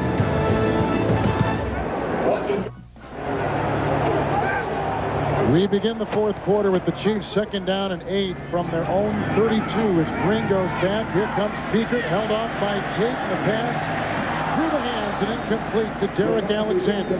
Still with no receptions, and 4 times they've thrown to him today. And Marquez Pope had coverage on Alexander that really necessitated Green to throw that thing so high into the outside. No way could it have been completed on the field of play. That was good work by Marquez Pope. I know the Raider fans are probably a bit upset back in the West Coast, but remember this, over the last 2 years, the Raiders have trailed in the fourth quarter and come back to beat Kansas City. And they've got the confidence of knowing they've beaten the Chiefs the last 3 times. So it's this team's not short of confidence. You don't get to 12-4 by lacking that. 3rd and 8, bobbled by the rookie and dropped and picked up by Beaker. They blow it dead. Oh, Beaker's knocked out by Donald Willis. Well, Beaker. Oh, here we go. Well, Beaker knew that ball had hit the ground, and yet he took off and ran with it. Beaker fell like a boxer in a prize fight. It sounded like a helmet-to-helmet collision. I could hear it clear up here. And Donald Willis, who is coming in and not normally a guy on that line, it's a confusing situation because Beaker is running with the football. Here's Greg Beaker right here. Keep an eye on him in the back. There's the ball bounces. Whoa, did that come off a foot or off the ground? Let's back up there. Did that come off of Johnny Harris's foot or off the ground? There's a shot. That's helmet to helmet right there. But that football. He was out. Look at him. He's having a hard time getting his bearings. Let's go back and think. Was that an optical illusion? Let's track. Oh, okay. It bounces right off the ground. It was right next to his foot. Okay. Close. So Greg Beaker is running with the ball. If you're going to take off and run with it, you better protect yourself. Yeah. So Straczynski will punt. David Dunn is back. Winded his back. Good hang time. And wants to fair catch it. And it's a running fair catch at the 31-yard line. 38-yard punt. A close one in Kansas City on opening day. The Chiefs holding on. 36-yard punt. Donald Willis, who leveled Beaker moments ago, is taking the place of that man, Marcus Spears. We'll get an update in a second from the 32-yard line. 1st and 10 for the Raiders. Gannon has hit 17 of his last 19. The handoff to Wheatley with the nice drive block by Barry Sims. A gain to the 37 and a gain of 5 on the play. 2nd and 5, 37-yard line for the Raiders. Trailing by 3, 1 timeout left.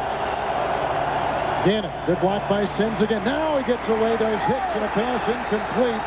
Clemens was coming from the other side. Incomplete pass, they rule. No yellow on the field. 3rd down.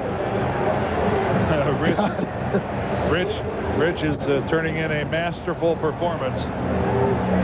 Just what you'd expect from a 14-year guy. You tell me. I mean, he is. That's right at the foot of the offensive line. That's intentional. That's intentional grounding. He did that to avoid a sack. That's the rule. 3rd down and 5 from the 37.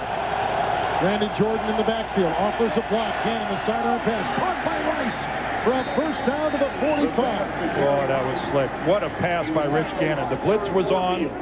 Greg Robinson, the defensive coordinator of the Chiefs, came after Gannon. And that was just a beautiful piece of symmetry between quarterback and wide receiver. Rice, a gain of 7 on 3rd and 5. A perfect throw. Jerry almost lost it. Boy, he had to look. He never did get a really firm grasp on that ball, but it never touched the ground. But how about Gannon's delivery of that ball? Right on the hand. 7 catches for Rice today and a much-needed 1st down for the Raiders at the 44. Brown in motion. In the end around, he's chased by Lou Bush and Warfield and driven out of bounds, and also shutting the door was Rich Owens, and a gain of 4 on the end around to Tim Brown. Now let's run our own end around to Jim Nance in New York. All right, a little end around play. How about a little dumping it off to one of the backs here, Kevin and Dan, as the Jets to start the 4th quarter.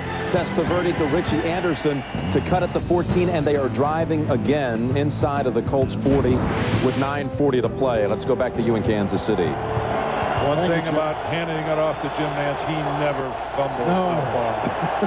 The surest hands in the field. Outside the 48, 2nd down and 6. Gannon. Right down the middle, caught by Rice with another Raider. 1st down to the 35. Hit and brought down by Wesley. Gain of 17 on the day.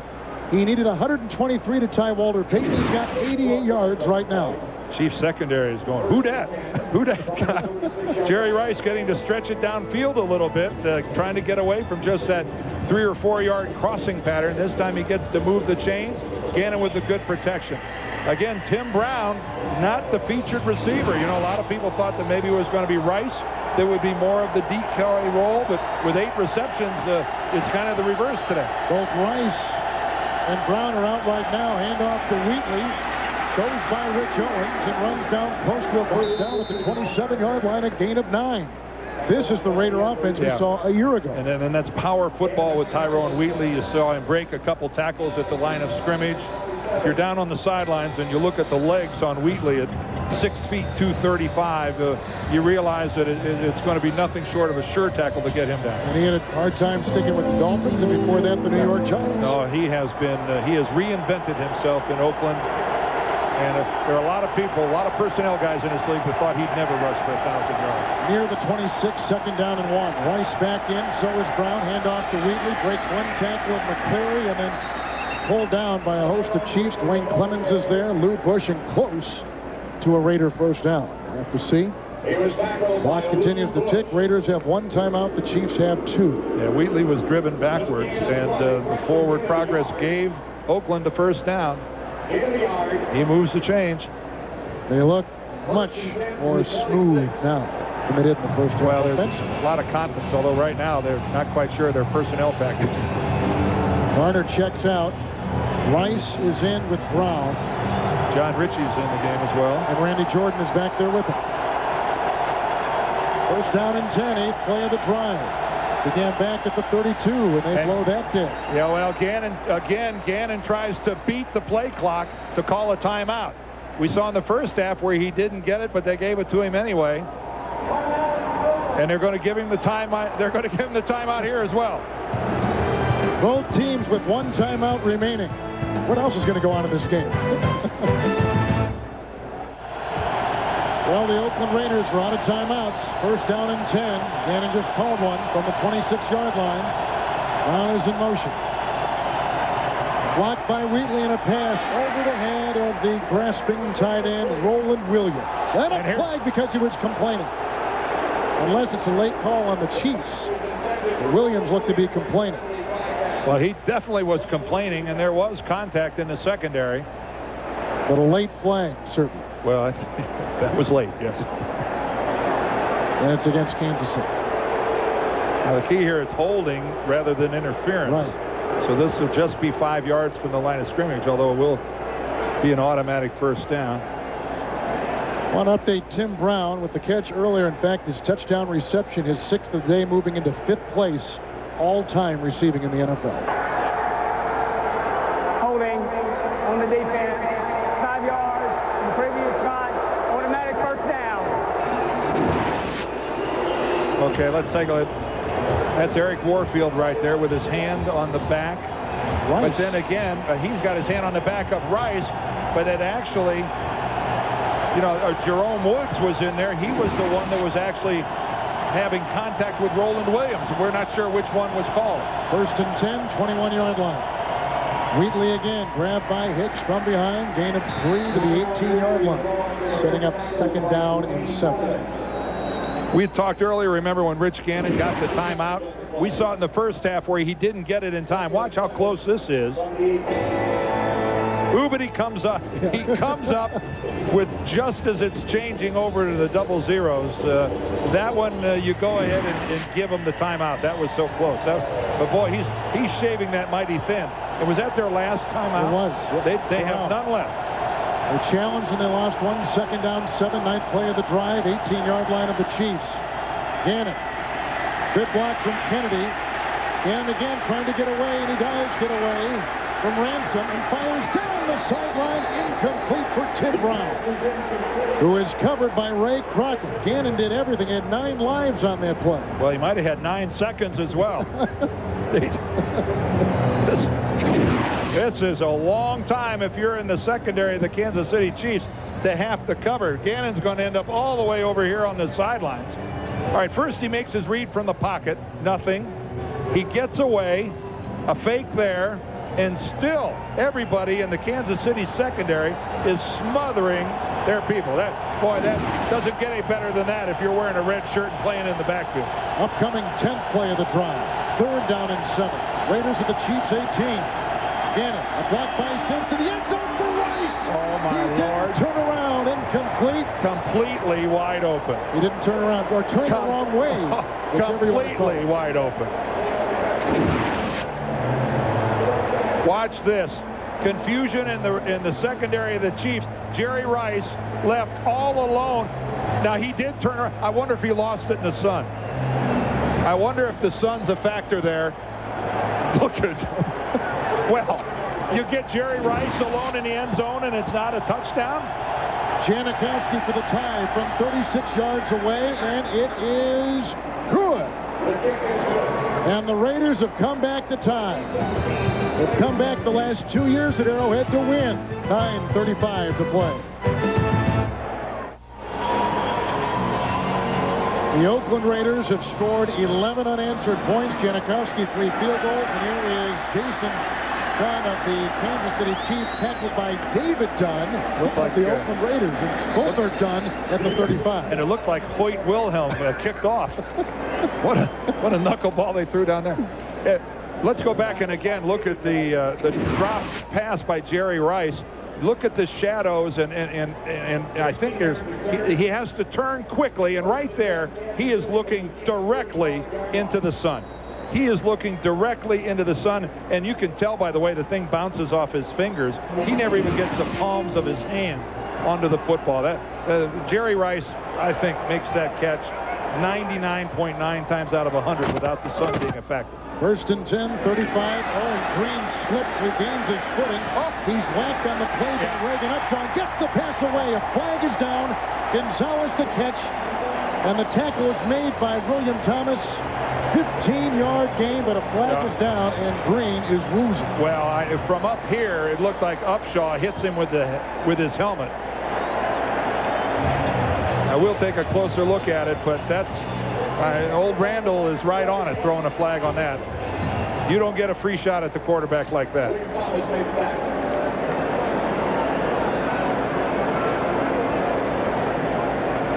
And they'll tack it on. Personal foul. Roughing the passer. Number 91 on the defense. 15 yards from the end of the run. First down. Take a look at this right here, and that is a helmet-to-helmet shot by Reagan Upshaw. That's Gene Washington, the man for the league office who takes care of these kind of problems, is attending today's game. So he got to see that one in person, and that'll be there's a whole new emphasis on it this year, protecting the quarterback, and you just don't get to trample him like that. These look like the old Raiders, the undisciplined Raiders from years ago before Gruden arrived. From the 35 of the Raiders, Green 1st and 10, still probably seeing stars. Good block by Shields. There's the pass, and it's caught by Gonzalez at the 20-yard line for another first down. Well, if you're seeing stars, throw it to your stars. Sure. 15. And that's where he gets Tony. Yep. When in doubt, go to the man. And the man in Kansas City is number 88. Just watch his break to the outside, working against Charles Woodson. And again, Tony Gonzalez, this man is huge, 6'5", 249, runs patterns like a wide receiver. But as a corner, you can't challenge him physically. You won't win. 5 catches for Gonzalez from the 20. First down and 10. Green handing off. The creased holes. A lead block by Spears. And the end around to Holmes produces a yard. We'd like to welcome those of you watching the Indianapolis Colts and the New York Jets. Kevin Harlan along with Dan Deerdorf and Bonnie Bernstein in Rockin' Arrowhead. It's a 17-17 ball game right now. The Oakland Raiders have scored 11 unanswered points. We've had some questionable calls today. But the bottom line now is, with no timeouts remaining, the Raiders are tied, but the Kansas City Chiefs are driving with under 8 to play. Second down and 9 from the Raider 19. Big pitch to Richardson. Chased by Upshaw. Pass, flags all over the field, incomplete. He was throwing to an offensive lineman. That could be one flag. Well, if the ball hits an ineligible receiver, that's all there is to that. And another flag, a third flag, has just been thrown into the fray, and it's been this kind of game since the outset. It's the Raiders and it's the Chiefs. Yeah. Enough said. The Raiders have hurt themselves with a couple penalties that have been of the foolish variety, and we'll wait and see what this call is. Again, Randall Beasley is our referee there in the white hat, and he has been one busy guy today. We have had reviews. He has overturned calls on the field. He has allowed them to stand. This guy's earned his bucks today. $2,000. We have offsetting fouls on the play. We're holding number 89 on the offense. We have a personal foul, number 90 on the defense. Those penalties off replay, second down. Well, you get a holding call that would have battled him back out. Grady Jackson there, number 90. Let's watch what he does. Oh, and he just takes a late shot right there at John Tate, the left tackle. As far as shots are concerned, that was not much. Just hitting him on the shoulder pad like that. But again, the officials don't want this to get out of hand. Silly penalty. Second down 9 from the 19.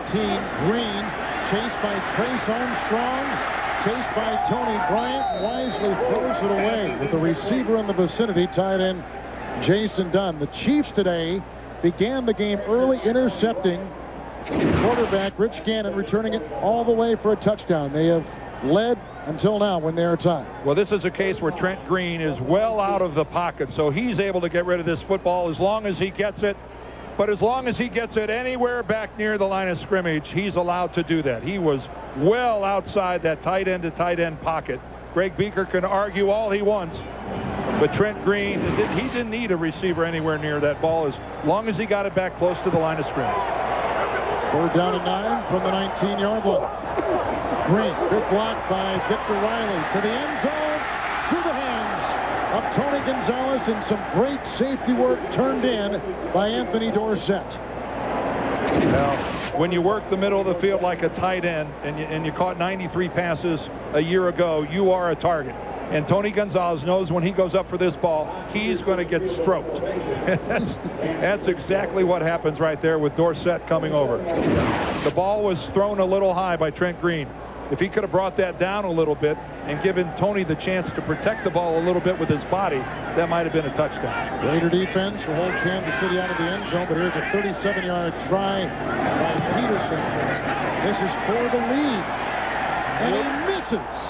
And we are still tied at 17. 2 straight years the Raiders have trailed into the 4th and 1. Will they do it again today? Raiders scored 11 unanswered points. Janikowski 3 field goals. Tim Brown a touchdown reception. The Chiefs missed a field goal moments ago. So now the Raiders begin it with no timeouts remaining at the 27. 1st down and 10 yards to go. Wheatley in the backfield. Rice is on the move, and the handoff goes to Wheatley and smothered for a loss on the play. Everybody came through there.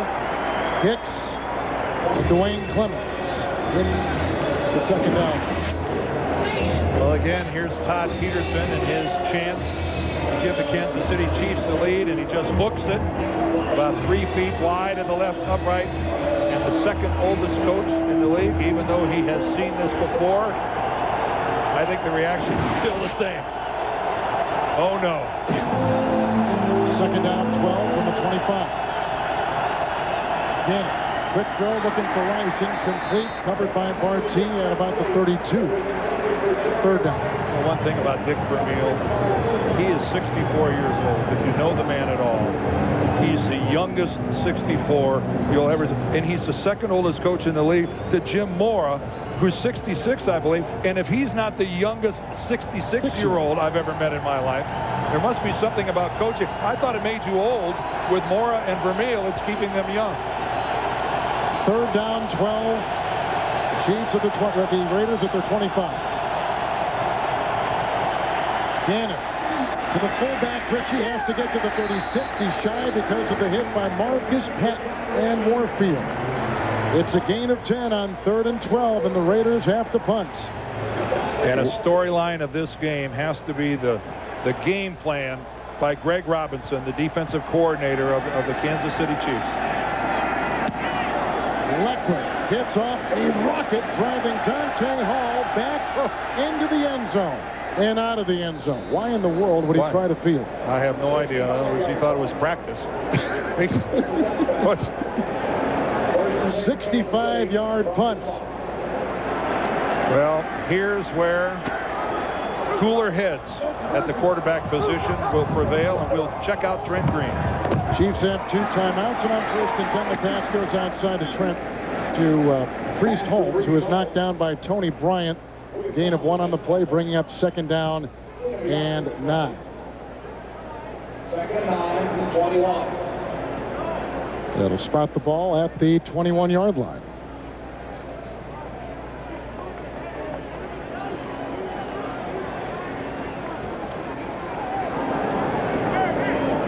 We welcome those of you watching the Pittsburgh Steelers and the Jacksonville Jaguars. We're in Kansas City at sold-out Arrowhead Stadium. 2nd down, 9, tied at 17. The Chiefs have their 21. They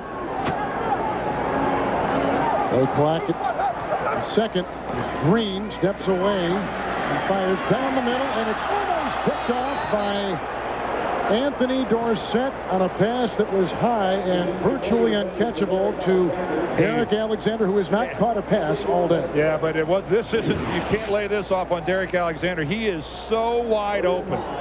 And somehow Trent Green allowed that football to get away from him. And boy, was Kansas City lucky, because that should have been caught by Anthony Dorsett.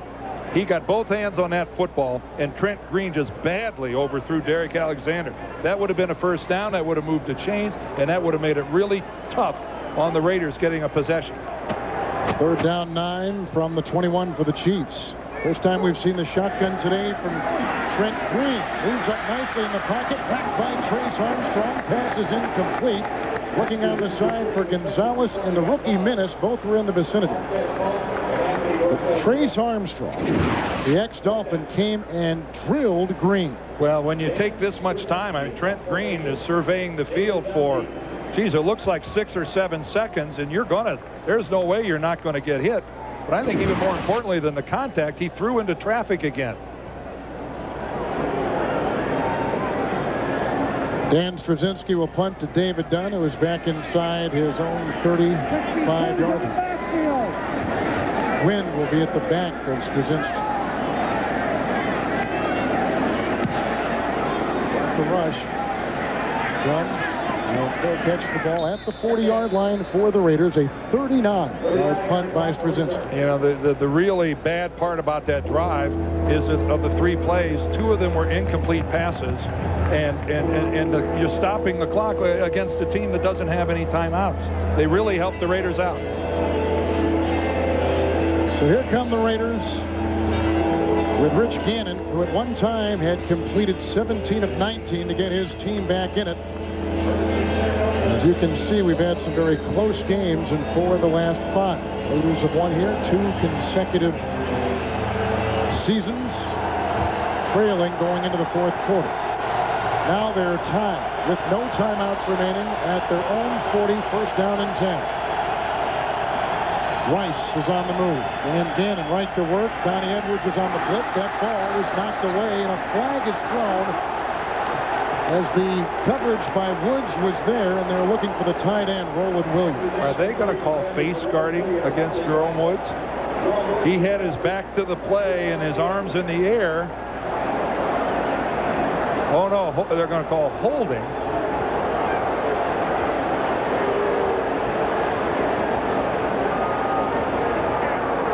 Holding, number 21 on the defense. 5-yard penalty, automatic first down. 4th Kansas City penalty today. Well, let's take a peek at this. This had to happen very early.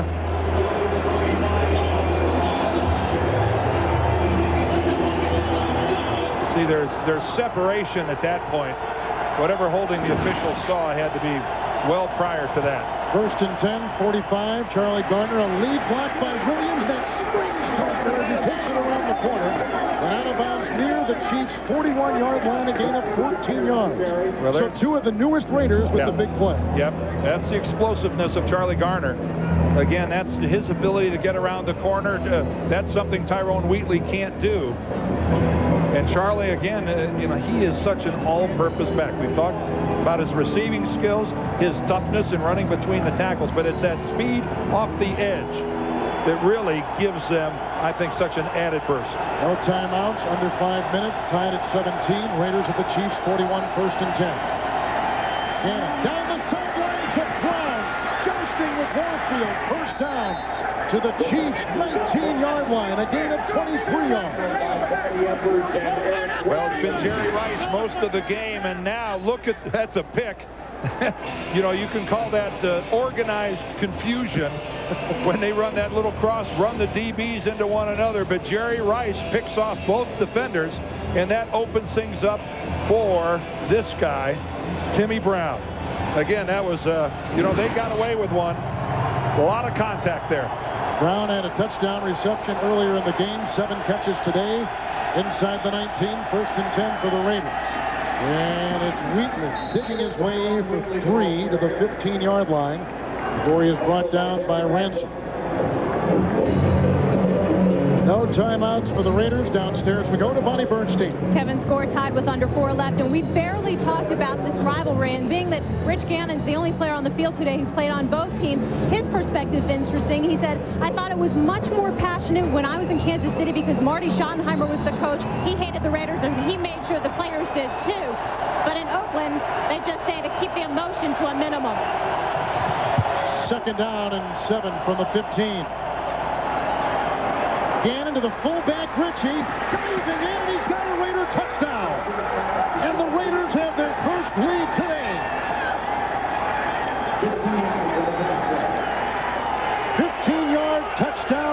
possession. And the Raiders have scored 17 unanswered points to take the lead. And as they have all of this drive, success working the near side of the field. It's the same side where Tim Brown benefited from the pick by Jerry Rice. And at the same time, they get the seam going upfield from John Ritchie. And you got to admire the Raiders in the sense that they've been digging all day. And the Chiefs weren't able to put it away.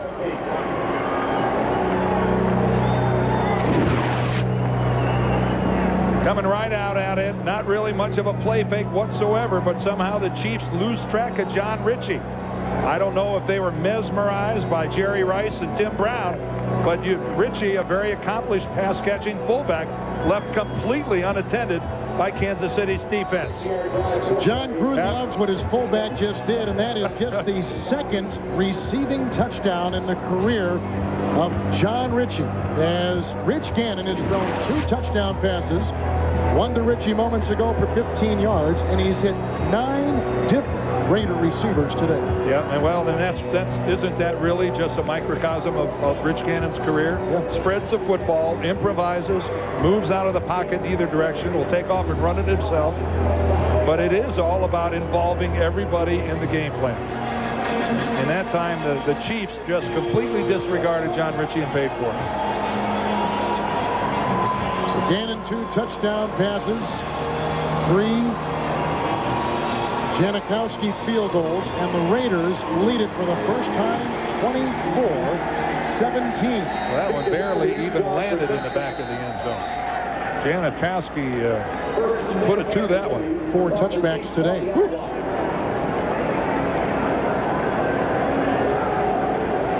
He's had a good day. He beat the Chiefs last season with his field goal and 25 seconds remaining in the game here. Well, now for Trent Green, now it's really all about one thing, and that is being patient. You've got 3 minutes and 13 seconds. You need a touchdown. Don't try to do it on this first play or the second play. Work everybody. Tony Gonzalez is the guy. They work with an empty backfield, and we've got some movement by Michael Ricks, a reserve tight end. Trace Armstrong was jumping as well, and the pointing goes between the 2 players. 18 unanswered points now by the Raiders, who get that extra point, 24-17 Oakland. Prior to the snap, neutral zone violation, number 93 on the defense. Armstrong. 5-yard penalty, remains first down.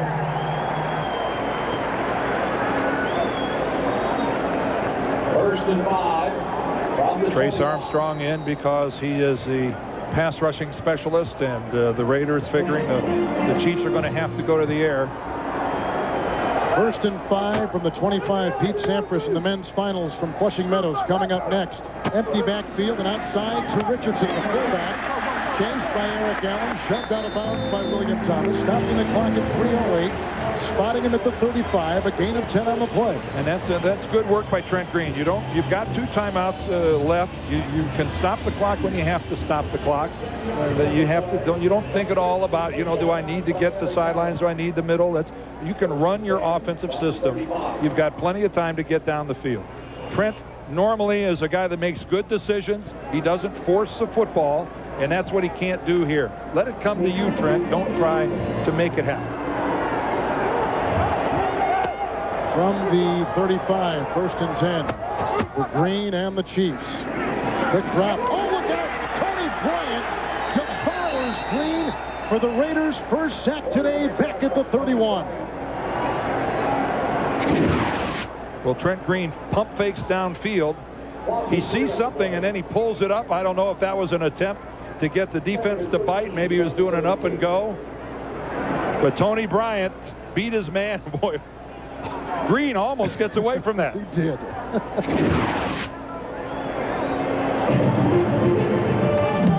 The Raiders lead in Kansas City, 24-18. 17 rather, with 18 unanswered points in the game. Second down, 13 for Green. Throws across the way, and if it's caught, it is. It's ruled a catch. Michael Ricks, who used to be a wide receiver with the San Diego Chargers. 14-yard pickup and a Chiefs first down with 2:24 to play. obviously this ball low and away. Some kind of catch. That was a great job of digging that thing out by Ricks. And again, the Chiefs are approaching midfield. But I got to tell you something right here. Their lack of speed at the wide receiver is really hurting them now. Before the 2-minute warning, there's the snap on 1st and 10. That's a good point. It goes outside to Ricks. And they get a first down to the 42-yard line. A gain of 12. And that's an awfully big cushion for a backup tight end to get. 18 unanswered points by the Raiders. 24-17 Oakland with their first lead. Kevin Harlan, Dan Dierdorf. 2-minute warning. Chiefs 2 timeouts. All I hope is that every game we do the rest of the year is just like this. We have had it all today. And Kansas City's putting together a good drive. They're being patient. Michael Ricks has been the star so far with a couple of big receptions. But again, they don't have blazing speed outside. Boy, they could use it here. 1st and 10 from the 42, going deep and almost picked off, incomplete. They were looking for the rookie Marvin Minnis at about the 10. That will make it 2nd down. And 10 to go as Eric Allen was defending. Well, that's Marvin Snoop Minnis. You remember him, the great year he had at Florida State last year. Not able to get any separation, though, from Eric Allen. And even though Eric Allen is 35 years old and a 14-year veteran, he's been demonstrating it all day. He still has his A game. 2nd down and 10 from the Raider 42. 3 receivers deployed for Trent Green. Nicely in the pocket, throws the pass. Pollard to Gonzalez, reel it in. They say out of bounds, juggling it, incomplete pass. Tough ball to catch anyway. Well, and their #1 draft choice, the Raiders' #1 draft choice, Derek Gibson, was on the inside. So he was forcing Green to really throw it over the top of him. It was really a nice pass by Trent Green. Gave Tony a chance. Even if he'd have fielded that cleanly on the first one rather than the bobble, I'm not so sure he could have got both feet down. It was awfully close. 3rd and 10, 1:46 to play in this 4th quarter. Raiders on top from the 42. Green right down the middle, incomplete. Aiming for Minnis, covered by Dorsett. Well, now you've got 4th and 10. Well, he was covered by Dorsett and Elijah Alexander, the linebacker, also from the inside. Trent really trying to thread this one in. And it's, again, no chance. Minnis was down on the ground. If you're Trent Green, you know you got to try to find Tony Gonzalez somewhere. Timeout 1 remaining now. He just burns his 2nd timeout. Probably a pretty good time to use it with 1:42 to play and a vital play coming up.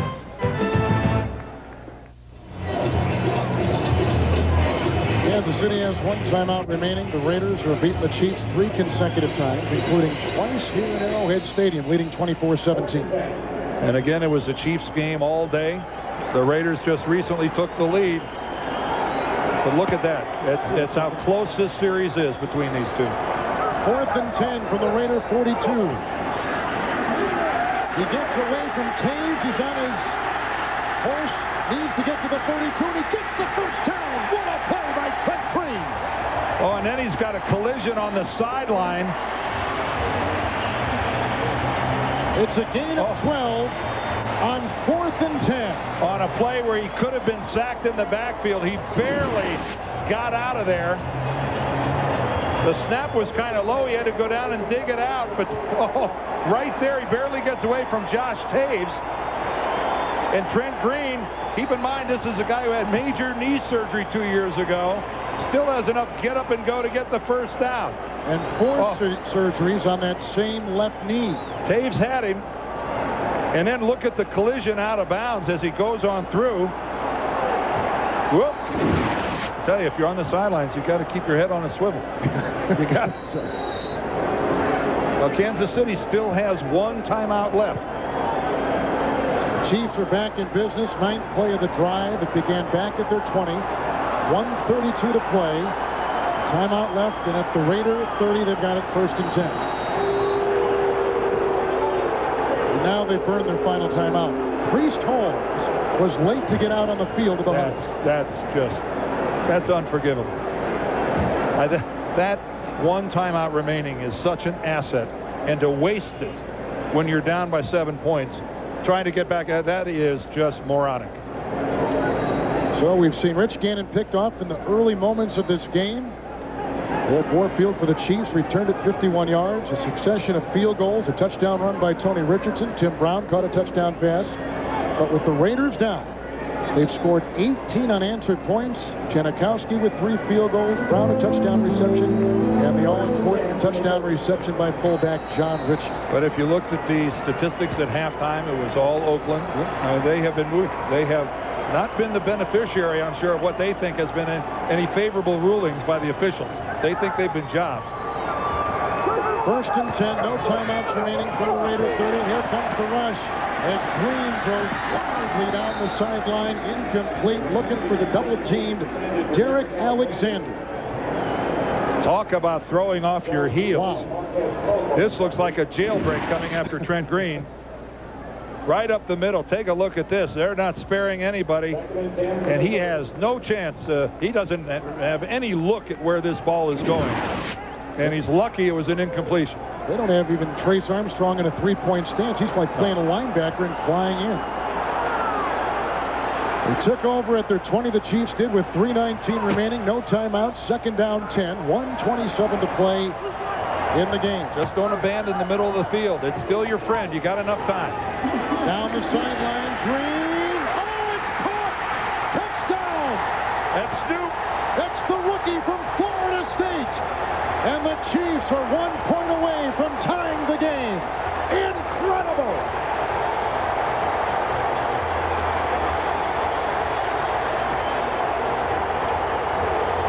And Charles Woodson, the All-Pro corner Heisman Trophy winner, had the coverage on Snoop, and boy, did Snoop extend for that ball. Talk about laying out.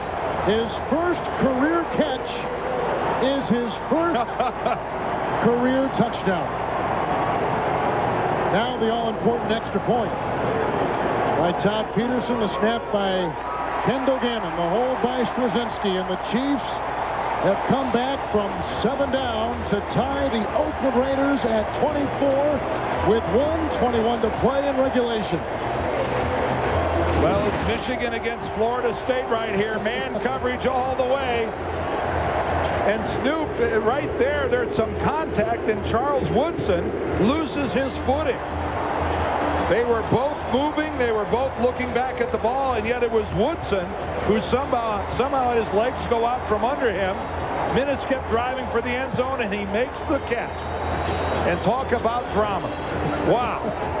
Woodson on the ground could do nothing but look at Snoop Minnis catch the game-tying touchdown. Now, the Raiders, with 1 minute and 21 seconds left, have some time, but they do not have any timeouts. And the only reason why Minnis has been thrust into a starting role is because Sylvester Morris, an early pick a season ago, is out after he blew a knee in the preseason, and so Minnis has been vaulted into that slot.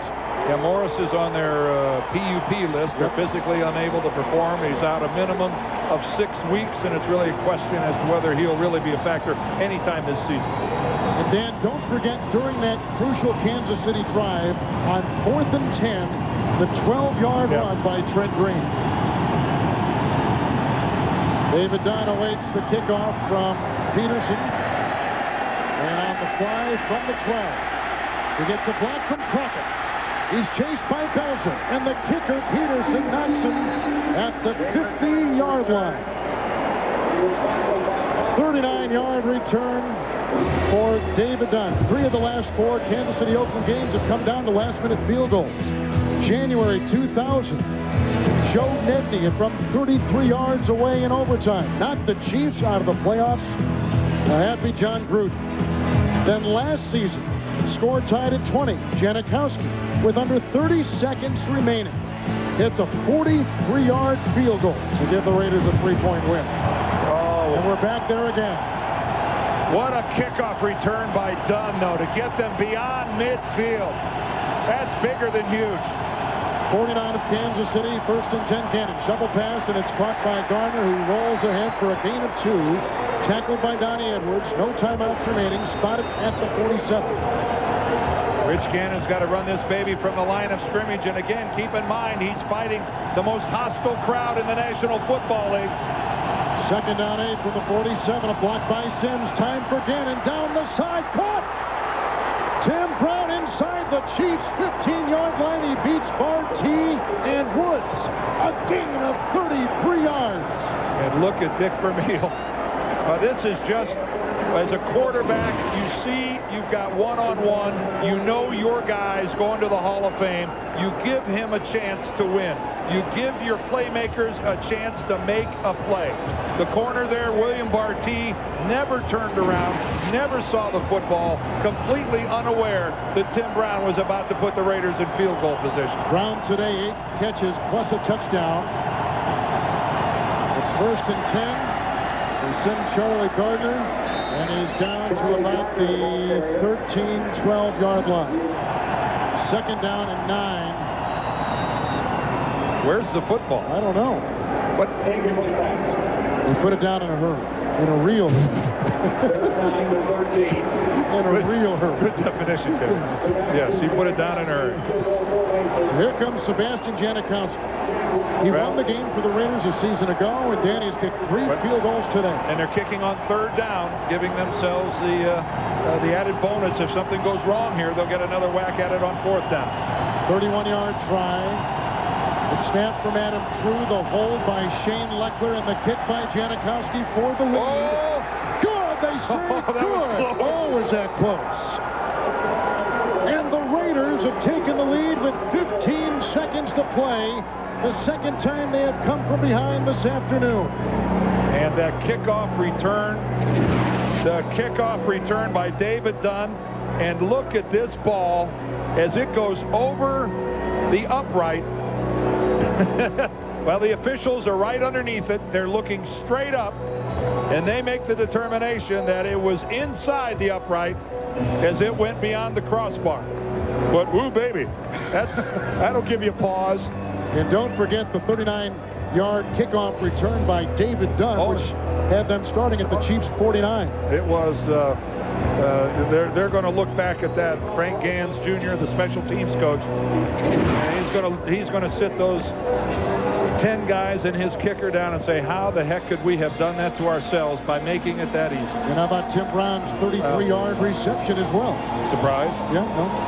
No, not by that. Nothing by Rice and Brown will surprise you anymore. And don't be surprised that Kansas City and Oakland fight to the finish once again. Well, Dick Vermeil, in his debut with the Kansas City Chiefs, I think has seen firsthand about the Chiefs and the Raiders and their rivalry. Dante Hall from the 12-yard line and running up and doused at the 33. This has been some way to come out of the blocks for the 2001 season. This has been just a tremendous game to be a part of. This has been a lot of fun. 4 receivers. 1st and 10. Trent Green. Great time. And throws it deep and right to the hands of Woodson. Intercepted by Charles Woodson, and that'll do it. The Raiders have beaten the Kansas City Chiefs 4 consecutive times and 3 in a row in Arrowhead Stadium. 2 interceptions of Green today. Raiders turned it over 3 times. What a wonderful way for NFL season 2001 to start. Now for Dan Dierdorf and Bonnie Bernstein, Kevin Harlan saying so long from Arrowhead, where the Raiders have won again, beating the Chiefs.